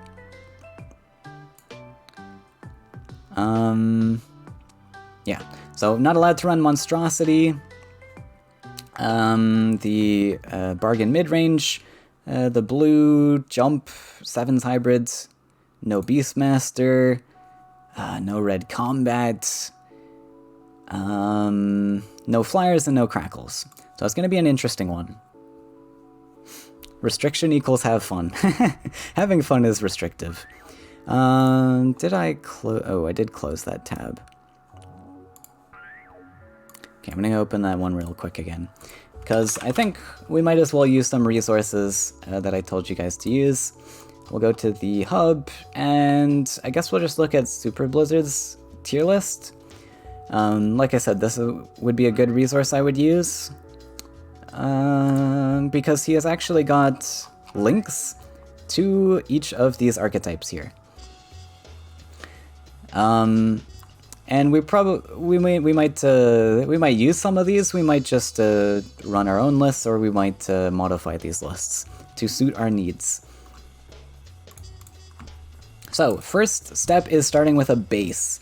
Some decks that I want to run that I think I want to run, or some decks that are good within the restrictive format that I've given myself. And one thing I was considering was Max. Lizard's got that listed under A tier here. A tier list, I think this is a solid starting point because I think Max is very good. It has a lot of very good matchups. And yeah, this will be a good starting point. I think this is the list we're going to run as well. Not sure if I have this list built, but I don't really need to build it if I'm just going to roll with this. Yeah, okay, so this is going to be our first list in the lineup. The mechs, and then, I was debating Rakoans. I think I might use Rakoans as well. Yeah, why don't we just go for that? Let's see what this list is. I think this is similar to mine. Yeah, this looks like the Rakoan list we're going to run as well. So, this is a lineup, by the way, that I'm going to run in the next upcoming Open. So if you are watching this, you get you have no excuse. I'm going to explain exactly my strengths and weaknesses to this lineup, and you have no excuse not to come into this tournament and demolish me. So, first things on our list to consider are Flyers and Monstrosity. How are we going to counter this one? And I think Mex is reasonably good into Flyers. It's got things like Hellfire is actually a good card into Flyers, just by design because of their low HP stats. Oftentimes we can get some pretty juicy kills with this Hellfire, paired with other stuff like Ground Shaker and such. So I think this list is reasonable into Flyers. It's not going to be as exceptional as a hard-countered mono-red list is, but I think we can make do with it. Captain's a very good stat line into Flyers as well. And what other things? Flameburst and Wrath, also good into Flyers, just takes out those small little guys. Yeah, I think this list can do pretty fine. And then with the Rakoans list, I think I would want to use this as a counter to Flyers and Monstrosity both. So we might even do some modifications to this, because by design, just by archetype, Swarm is relatively good into Flyers, because you have these really small, efficient bodies, and they've got really weak life stat creatures. But we might take it a bit further and even run, like, Volley in our list or something. We could, like, get rid of Soul Drain or something. One thing yeah, I honestly think that could work. One thing you have to pay attention to also with the hub is that some of the cards are not updated, such as Rakoan Illusionist is now 2 Desert, 1 Lake. So this is incorrect, but yeah, just be aware of that. Would you consider swapping in Firestorm? To fight Flyers? No. Firestorm's... So Firestorm is not amazing into Flyers. It's better into Swarm. If you want to improve your Swarm matchup, you can include Firestorm. Also, it depends on the archetype you're running. If you're running something like Control, like Red Control, Firestorm's a great pick, even into Flyers. Sometimes you can nab 2 Flyers, but generally it's pretty easy for the Flyers to stay split up. And actually a better card into that matchup is Rakoa Copter, because Rakoa Copter it's got that AoE damage, which is not that relevant, but the 2 damage is pretty relevant. You can pair that with other things to, well, you could take out a Demon Wing straight up, or you could pair it with like a Ground Shaker or something to clean up an Emissary or something else, Manta Rider. But also a 3-3 stat line, as I mentioned, is very good into flyers because the 3-3 stat line kills basically every flyer that they have. It also resists Soul Drain, so that's why the 3-3 body is very good. And the Rakoa Copter is a flyer, so you can keep up with collections, potentially. But in this particular list, we don't run cards like that, because this plays differently to begin with. You have to, if you're making modifications, you have to make sure those cards are still complementing your overall archetype. Like cards like Destructive Volley are okay to substitute into some things because they are they're damage removal, and it's always nice to have damage removal. But let's say, for example, considering Destructive Volley for this list, I would not want to include Volley in this list. Largely because the strengths of this deck happen with these really small efficient removals, and also AoE clears with detonates and such, and you really harm your other matchups by including Volley in a list like this. And this should do just fine against flyers anyways, again because you've got things like Hellfire, and these efficient things should work anyways. You're gonna have a harder time taking out something like Champion, but that's okay. It's your hope that you can kind of crush them in the earlier stages of the game, gain a little bit of a Faeria advantage so the Windborn champions don't matter as much. Or you play a longer drawn-out game where they are able to collect with a champion and you just try and kill it through other means. Yeah, in this particular list though, I think we could throw in Volleys instead of the Soul Drains, because that serves some additional purposes. You might notice in this list how we're running 2 Soul Drains and 3 Spirit Thefts. And that's largely because Rakoans suffer with deck weight. And by deck weight I mean having things in their deck to play with all of the Faeria that they generate each turn, because everything's super cheap. They got a lot of 2-cost creatures in here, 1-cost creatures even, and they run out of things to play very quickly. So a card like Ulani is very good to refill your hand with stuff to play. Crystal Spice is almost a must-have just because you get big stuff to play, spend your Faeria on, and Spirit Theft does a similar thing, but it also pairs really nicely with your small damage removals like your Cannoneers and your Illusionists. You can kind of combo this with those things, and get extra deck weight to play things with. Soul Drain is good, but not doing the same thing as this. Now, 2 deserts we don't gain access to until, like, turn 3? Turn 3 or 4, honestly, in this type of list. Maybe even turn 4. So this Soul Drain is basically a turn 4 card. It's basically a 4-land card, just as the Spirit Theft is. If we replace this with Destructive Volley, we actually get access to that on, well, turn 0, which is pretty cool, honestly. We pay 1 more, but we still get the Soul Drain effect, which I think is actually pretty cool. And since I want to counter flyers, and this is already going part of the way there because it's Swarm, I think Destructive Volley would be a good include. So we're going to build a list like this. That's going to be our second list on top of the... I guess I have to build the mech list anyways. I was going to just not build that, but if I'm running this lineup, I kind of have to build it, huh?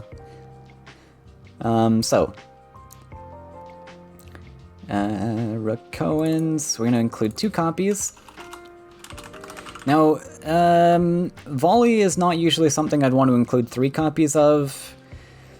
Again, like, you want really lopsided matchups in a tournament setting where you're really good against one list, but maybe not so good against other lists, but you don't want to harm your other matchups too much. And 2 copies of a card, you can get away with this in a matchup where they're not running flyers. You can get away with that sometimes and still nab out some wins. But if you're running 3 copies, these are just going to be really dead cards in your other matchups. So you don't want to push this too far, usually. Okay, so let's get the rest of the cards. Triple Spirit Thefts. We are in multicolor. Ulani, triple of these guys. Triple of these, triple of these, triple of these. And we need the Rakoan Recruiter.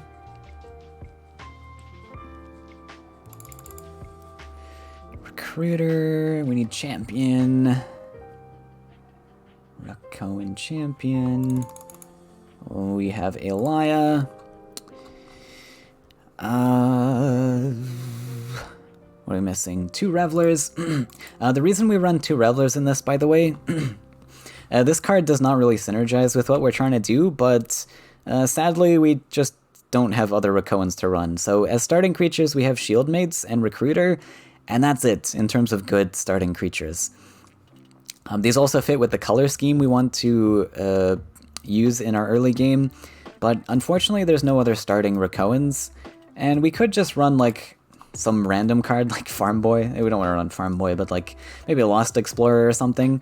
But we also need to synergize with our Cannoneers and Illusionists, because we're running 3 copies of these. These are very good cards, so we want to run 3 copies. So our only other choice really is the Reveler. It's not very good in this type of list, so that's why we're only running 2. This puts our starting creature count at 8, which is not a ton. That 8 starting creatures is the lowest I'd ever want to go. And actually, I'll show you one other tool you can use. Wait, I'll go over here. Let me try and find it first. One other tool that's very helpful that I've created is a probability calculator. So here it is right here. I'm going to make a video on this in the future as well, but I'll just explain how to use this real quick. I'll put a link for this, hopefully, if I remember, in the description as well, but this is very useful for deck building. I've done all the math on this, on probabilities for how likely it is to find starting creatures if you build your deck a particular way. If you really want, you can check my calculations, but there's a lot that goes into this. Probability is hard.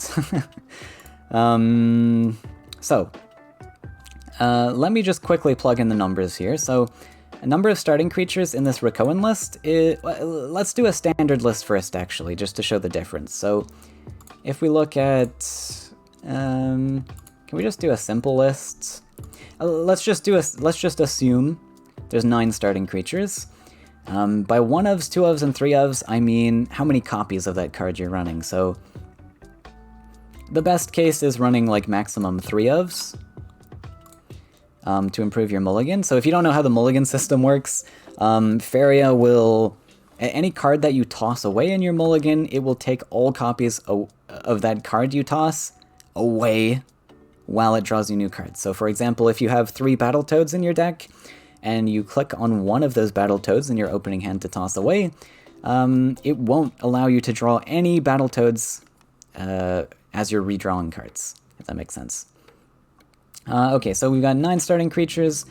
How many 3-ofs we have? We want to make up 21. That's 7 3-ofs? Yeah, okay.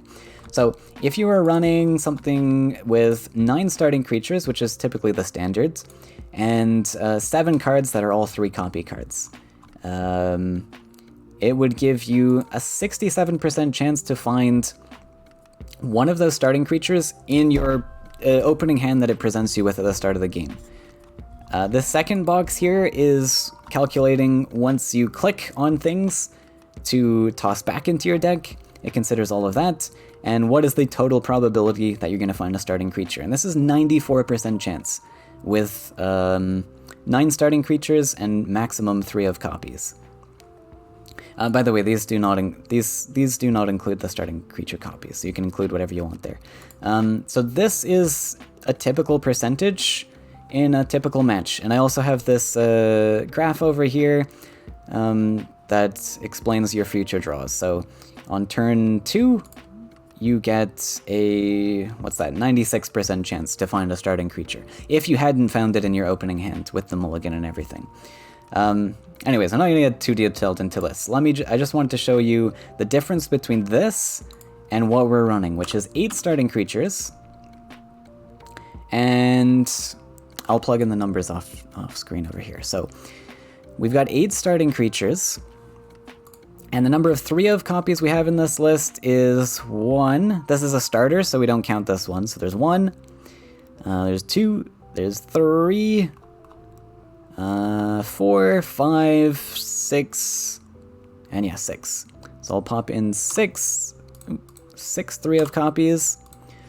2 of copies, we've got 1 here, and just the 1. So 1 2 of copy. And then 1 ofs, we've got Laya, and we've got Ulani, so that's 2. So, our percentage went from 94% down to 90%, which is, it's a pretty big difference. 4% might not seem like that much, but that is actually a pretty big difference. So you'll notice that we're going to suffer a little bit more in our early game with this particular list, as opposed to something with, I mean, let's just say there was 9 starting creatures and then 1 of, just as an example. That boosts by 3%, which is huge. That's actually super huge. But anyways, super useful tool to use if you want. We're just gonna have to accept that we're running a 90% starting creature thing. So that's our Rakoans list. We're running the volleys. We're gonna run the mechs, which I'll just build quickly, I guess. And maybe near the end, I might play a game with each of these. I don't think I will, though.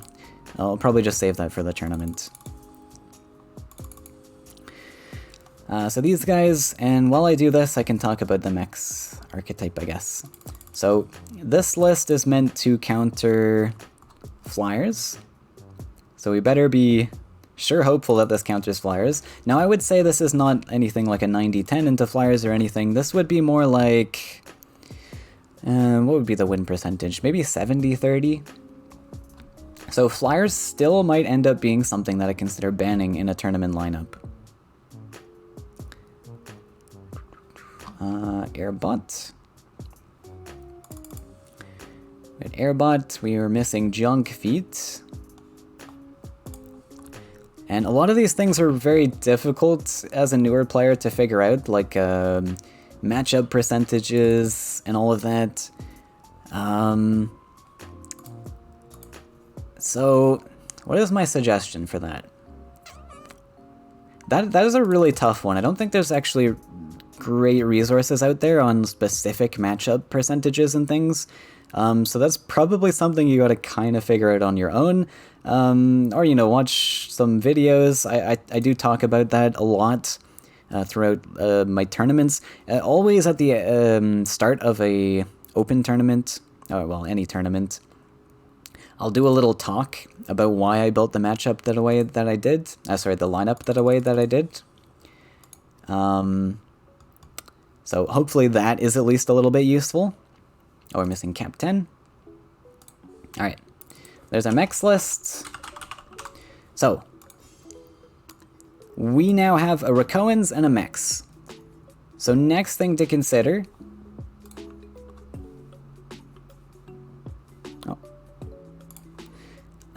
is the rest of this list here. So, we actually have our counters for this by building our core lineup. We've got mechs and our Rakoans, which we've specifically designed to counter these two lists. So now we need 2 more lists, and we want to consider these other aspects. So we need something to beat red mid-range. We also need something to beat bulky things like mono green. So what can we use? Let's go back to Lizard's tier list. So we'll be looking in the S and A tier rankings. Now, I'm not sure I agree with some of these. Remember, you put the Voice of Hunger list here, which, I don't know about this. This is a mono green list, but I don't know how powerful I find this list. This is a consideration, though. But, I don't know. I don't want to run, like, maximum lizard decks. We'll do something original. This is another thing to consider, too. Like, running other people's decks are very good if you want to get super competitive, and especially if you're newer and don't know a lot about the intricate details. of things. And anytime you want to build your own lists, you're often doing a just for fun list.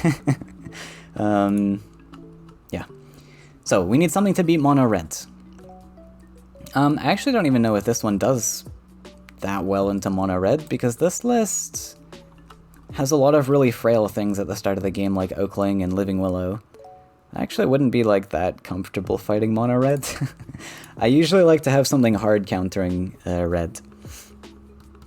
So some things we could look at is Dream Reaver. That was a interesting bring that Sesh brought last time, and that's like probably a B tier list in my opinion. We've got a Reaver control here in B tier, yep. And B tier lists are absolutely fine. Again, as long as we build our list very like delicately, you can even run things like C tier lists and have a super competitive lineup. Yeah, so Reaver I might consider. Now what are the matchup tables that Reaver are good and bad against? We've got red, it should be reasonable into. It's super slow, so it should be reasonable into other super slow things. Not so good into things like Green Ramp and stuff. Well, you have the opportunity to run Frogify in this, so yeah, this should be good against slower lists. Not good against things like Carassius slow, though. Or Disciple slow. This is going to be very bad into those types of things. Yeah, so the Disciple list, you can use Frogify, but Frogify is often too slow to matter in a Disciple type of list. Carassius, it's important to note also we have these couple lists. Like Mech should be pretty good into Carassius. This one probably not so good. We don't have to consider Carassius that hard anyways. So Reaver is one list that's on my mind. Oh, Ice Rock's a fun list. This one's just like using creation and stuff. Yeah. Anyways. So something to beat mono red with. We could use that one. We could use a green rush. We could use green mid-range, a green sort of aggro list, which I don't mind.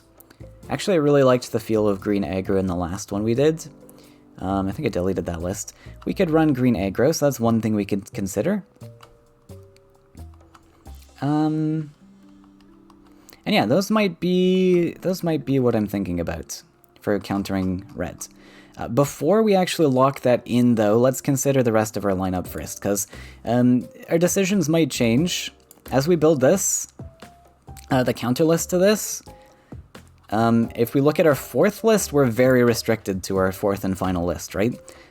So we might want to do things such as like how that Crackthorn list is in my lineup, where it is countering two different things, two different niches. We might need something like that. So we'll just keep Reaver and green midrange in our back pocket for now, and we'll consider the rest. We need something to defeat big stuff, like mono green. And honestly, Dream Reaver can get you there. It's got access to Frogifies and things. And the other thing we considered was green aggro, which is less good. I guess it's still okay. Green rush is good into slow grady things. So that's another consideration. And the other thing is something like red, yellow, angry. The big piece in so red, yellow, angry is a swarm list. It's a swarm list with slightly sturdier stat lines than like typical swarm like Rakoans. And then it's also got the big Firebringer at the end. So a great piece to fight the Firebringer, again Frogify, but also Voice of Truth. So we've got two options there. So, yeah, I think honestly... Oh, that was only the third list we're considering too. So Reaver or a mono green. We could even bring both. Because we do need two counter lists to the red. Neither Rakoans nor Mechs is going to be good into that. Mechs can do okay, but I'd rather some hard counters. So, we could even bring a Reaver list and a green list. Yeah, that could be an option. That could be an option. So let's consider our lineup as a whole now. Frogify doesn't really help. Blue just died versus Red Angry. Actually, yeah, you might be true about that, because the stat lines in something like that is going to get outvalued by the rest of the angry creatures, I guess. Yeah, okay, I guess fair enough. Where's a Reaver list? Reaver Control and Reaver Enchant. We'll just take a look at these. What is this one? This one is using Plaguebearer. I'm not as comfortable with this one. I haven't played a lot of Dream Reaver. I would be more comfortable with the Reaver Enchant, I think. So something like this would be good into red. It's got big stat lines. Even into flyers, we don't need a counter to flyers. We've already got 2. So yeah, this would be good into red, I suppose. Blue 7s is another option. I haven't run blue 7s in the past, in those 2 lineups that I said I was restricting myself from. There was that hybrid list, but it's a little bit different. So blue 7s is an option, but something like this is an option. With 3 Frogifies, this should be good into mono green type of things, which is a good counter. Actually, this is not as... I don't know. Into flyers, this is not as good, I would say. It's not super weak into flyers, but it's not as good. But yeah, I kind of like the idea how this is rounding out our lineup. So let's lock this one in. We've got now Mechs, Rakoans, and Dream Reaver. And so we need a second list to beat green, probably, because I think these 2 lists are going to be pretty weak into green. So there's more weight you need to put on to your like double counters as well if you're super weak to something like this. Like if I'm super weak to green in the rest of my lineup, I definitely need a double counter to that. Hey, lost out. This will be VODed. I probably won't do too much editing. I mentioned at the beginning I am planning on doing like an actual dedicated video to this with a script and like concise editing, but that's going to be coming much later. I have other topics to talk about, so we're just doing a full-length stream. Right, so red, yellow, angry, we can consider. I'm not like not a ton of people play this anyways, so it's not a big concern. But just in our back pocket, I guess. Yeah, so bulky stuff, I mean, this is a very vague term, but Frogify is a nice piece to just vaguely handle bulk. And we can get more specific with that later, too. The next thing we can also consider is popularity. So, what happened in the last open? We can check on that. God, my camera's in an unfortunate place where I can't see where my mouse is up there. Let's see. The last open. This is the one where I was using B tier cards.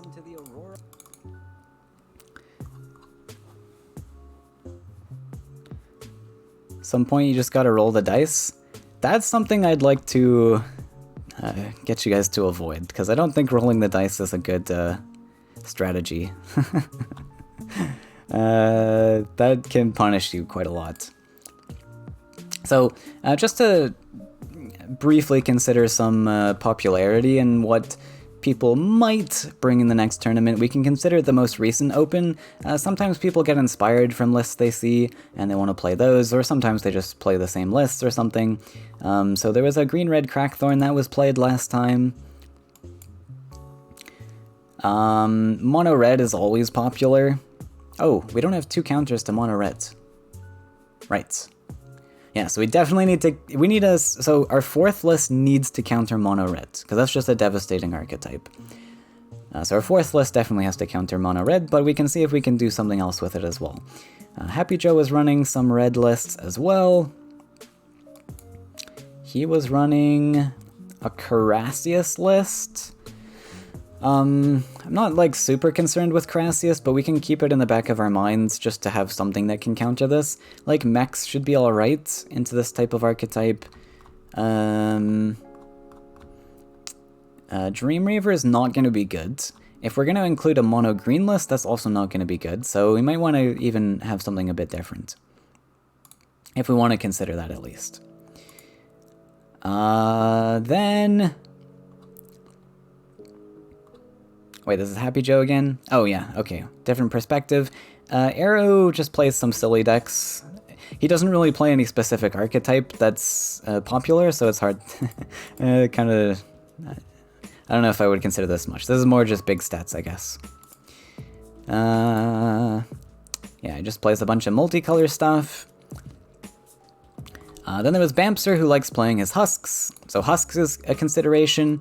How you counter Husk? Now Husk, like I mentioned, isn't like super good. I would say most Husk lists are C tier. But how you counter Husks is by having low deck weight type of things. Something like Mechs would be pretty poor into it because it wants a big hand size. Something like Flyers is very good into Mechs because your creatures are quite cheap and efficient. You get collectors really easily. And they can also even function on like 3 deserts for the longest of times. So they can just focus on +1ing.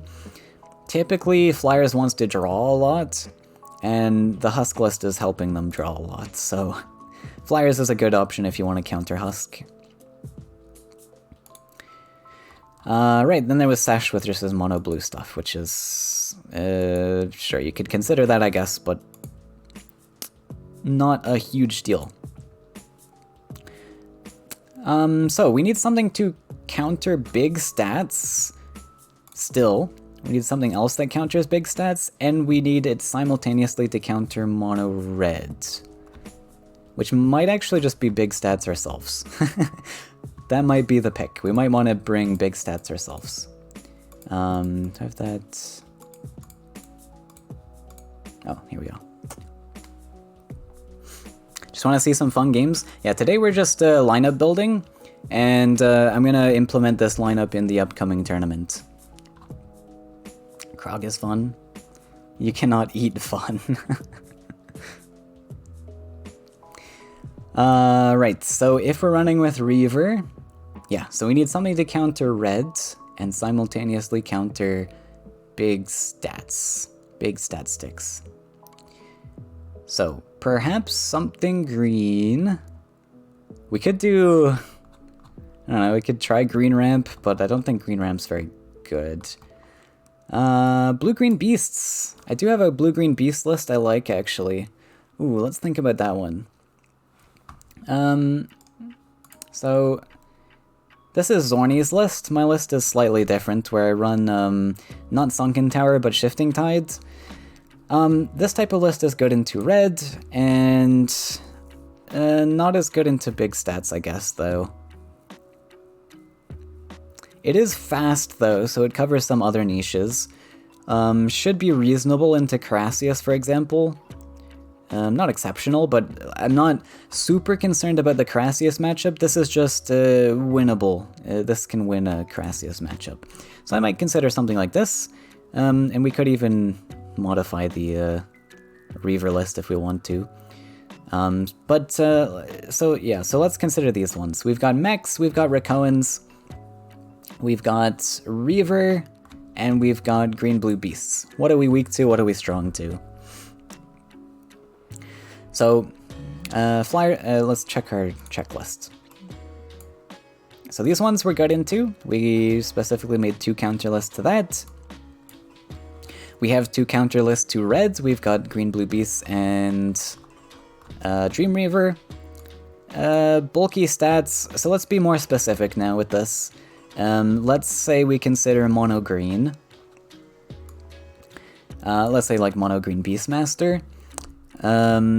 Dream Reaver should be relatively okay into that. Green-Blue Beasts into Beastmaster should be relatively okay as well. Octopus is very flexible, where this can become a 7-3 in the mono-green matchups, which is very powerful. And then paired with Humbling Vision, this can be pretty solid into mono-green things. We could even modify this list slightly to make it even better into mono-green. Like include more Humbling Visions or something. Definitely some things to consider there. And then, so that's mono green. What else is super popular? The Crackthorn list. Do we have answers to the Crackthorn list? Dream Reaver into Crackthorn.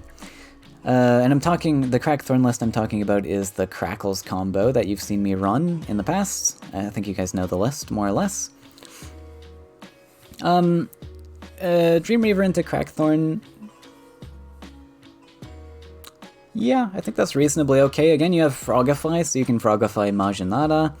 You can Frogify something that gets out of hand with big stats. Dream Reaver to finish. And this Reaver version has Ninja Toad, right? No? No Ninja Toad. We could modify it slightly. I like the idea with Ninja Toad. The other thing is we can just slap a giant Reaver and enchant it and be satisfied that way. Beiru's very good into Crackthorn. Messes up the lands. Yeah, I think this should be good into Crackthorn. And then something else bulky? Do we have anything else to consider that's bulky? I don't think so, really. Those are really the big ones, and it seems like it's actually shaping up to be a pretty solid one. Next one is Red, Yellow, Angry. This one we are not great into, I'm not gonna lie. I mean, something like mechs can probably take out a lot of their, like, swarm creatures.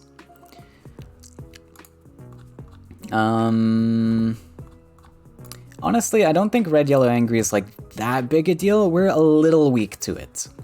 We are a little weak to it, but it's not that big a deal.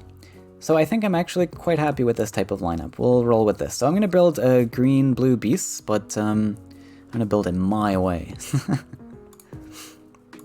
I actually might already have this built somewhere.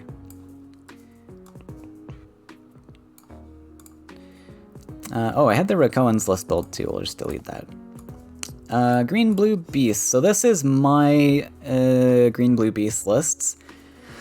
I think really the only difference here is I included triple Shifting Tides, and I don't run the Zephyr Vulpine. What did I replace Vulpine with? Herald. Yeah, I run a Herald instead of Vulpine. So if we wanted to slightly increase the odds against, what, mono green? So is this better or the Vulpine? I think this one is a little bit better. It's slower in its playstyle, but bigger stat line. It's not a beast, but that's okay. Oh, he also runs Deepwood Stalker, and I don't run Deepwood Stalker, so I don't think Deepwood Stalker... yeah, so he runs 2 Mystic Beasts as well, so we'll quickly show Zorni's list again. So Zorni's is constructed quite differently, actually, so I think it's worth talking about. He's running 2 Vulpine, which I don't run. This is a great card, it's very solid. But I built my list a lot more tempo-y. His is a little bit more mid-rangey. It's still in the tempo-oriented direction, but his is more mid-rangey than my list. Mine's more tempo. Vulpine is a cheaper card. It's a collector, but it's also a weaker stat line. It complements the mid-range game plan a little bit more. You can get a really cool early gameplay with this as well, with double neutrals and threatening a teleport. He also only runs 2 Mystic Beasts, which means he's not as concerned with getting that top well spot with the lake. And he's running Sunken Tower. So I am running Shifting Tide and maximum Mystic Beasts and a little bit more bulky bodies. So this is more in the tempo direction, where I'm very concerned with getting that top lake spot. I've got bigger creatures that want to go up and fight more. And since I have so much importance on these Mystic Beasts, I'm running Shifting Tide because I only want to go up to 2 lakes maximum. And with Zorni's type of list, since he's running Sunken Tower, he's got to be careful about where he places that last lake. And honestly, Zorni might be building 5 lands in his decks oftentimes. This list I can afford to build a singular lake, gain access to Shifting Tide, and then I get acceleration to that top well.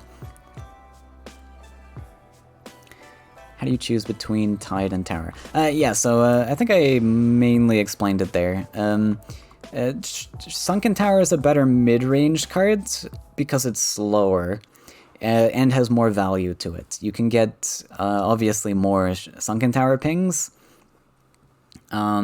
which is just more value for a single card, Sunken Tower. Maybe I can just... yeah, we'll do that. So this is more of a mid-rangey card because it's slower. You can... if the game goes on longer, then you can actually gain the value out of the Sunken Tower. But since I'm more of a tempo-oriented deck, I'm giving up that value in exchange for faster presence. This can come down sooner with that one lake, but you only get one usage out of it, unlike the tower. You'd never want to use Sunken Tower, though, in... Thanks for the follow, Dawn. Appreciated. You'd never want to use Sunken Tower in a tempo list, at least a dedicated tempo list. Like I said, Zorni's list is kind of cross between mid-range and tempo. Actually, it might just straight up be mid-range, I'm not gonna lie. He's got things like Stalker in here. And more controlling cards with Hunt Down. You'll notice I only run 2 Hunt Downs, again, to fit that tempo game plan. Yeah, that's basically it. So I guess one decision to make here is, do we want a mid-range list or do we want a tempo list? And I think against... if I want to improve my matchups against mono green, tempo's a little bit better, because we kill them before they get their big stats. The only thing I might want to consider is better tools to deal with mono green. Is that something I want to consider? Like, we could go up to triple Humbling Visions just to fight something like mono green and bulky stats. The issue with Humbling Vision is this one has the same issues as Sunken Tower, where it's 2 lakes. And so you're playing a bit less of a tempo game plan with this. And going for a little bit more value, but I don't think it's too bad. If we have 3 Humbling Visions in here, we don't gain access to these till very late. Ideally, I want to build my second lake last. So these would be dead cards in the early game, essentially. And dead cards in a tempo list is not great, not favorable. Yeah, I mean, I don't think it matters too much. I think Hunt Down does a reasonable job of doing a similar, or achieving a similar goal as Vision anyways. Where you get to use, like, big attack, kill big thing. And oftentimes you can get a value trade on mono green creatures anyways, like Beastmaster or, what else is there? The Grove Guardian, like the best card in green, along with a buff. You can buff this with Overgrown Tower or something, and then you get a nice Hunt Down, so that's pretty good. Yeah, I think I'm happy with this, to be honest. So we're gonna roll with Green-Blue Beasts, we're gonna roll with Rakoans, and we're gonna roll with Mechs, and then we just have to build a Reaver list, so I'm not actually sure exactly how I'm gonna build this yet. I think I want to do this enchant variant, because this is the one I'm more familiar with. Lizard has another list over here that's Reaver Control. Let's try and find out the idea with this list. I mean, it seems like it's just greedy. Greedy and controlling with the Plague Bearers. So since we want to use this to counter red and maybe green sometimes, I don't think these Plague Bearers are going to be of any use anyways. So yeah, we're going to roll with this. It's better into red, a little bit better into green. We do have that triple Frogify, and I don't think I'm even going to change much about this. I might have to play this. I haven't piloted this type of list in a while. Triton Sanctuary in this one. Okay, so this one's still also greedy, but that is fine. And we've got Tyrannex to synergize with some of the enchant stuff. Sturdy Shell. Okay, let's build this one. And what I might do, I don't want the YouTube video to be that long, but I guess it is already. I might stick around here with you guys in chat, and we'll play a couple games. Just because I haven't played Reaver in a while, I might need a refresher. So we are running triple Reavers. Beirut. We go for water Ellies. Tyrannex. Tyrannex is a card, by the way, that you might have seen me rank into C tier. Did I put it in C or B? I can't remember now. Where is it? Oh, I already put it in. This card serves very niche purposes, so this is cool in sort of tempo-oriented lists. Oftentimes, Grizzly outclasses this because it's just a better stat line overall, and similar land costs. So for our green-blue beasts, for example, we run the Grizzly. Also in that list, we are preferring to start with more forests anyways than the lakes. So that's another reason we run the Grizzly over Tyrannex. But it's also good in this sort of enchant variant where you can use enchant cards to boost his attack a little bit. So we can get a 6/6 Tyrannex for 7 cost. We also get to draw a card though, and it's playable turn 1 as player 2, which is cool. Missing Fogogo. What else? Spell Whirl. Spell Whirl is pretty cool. I saw some questions about this guy in the Discord server as well. The reason this card is so good in the Reaver list is because this gives you card advantage. You get 2 cards with this one, and even though it's random, there's a lot of solid blue cards. Even if you get something like not great, like Monstrous Hydra, it's still a playable card. And again, you're getting that card advantage. Also, this variant is including the Triton Sanctuaries, so a little bit more greedy, and we get rewarded with some Spell Whirl stuff. Of course, there's some things that this can brick with, like Aurora's Dream or something, but worst case, you're gonna at least get 1 playable card. If you're gonna at least get 1 playable card. And if you're Sash, you can also just top deck Fogoro 4 times in a row. That's another option you can do. Sturdy Shell is the last piece.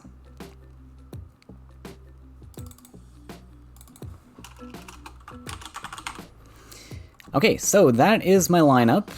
I'll do a post-edit, a quick recap of all of these deck lists on screen here, and this is the lineup that I'm going to bring to the Aurora Open number 4 coming up this weekend.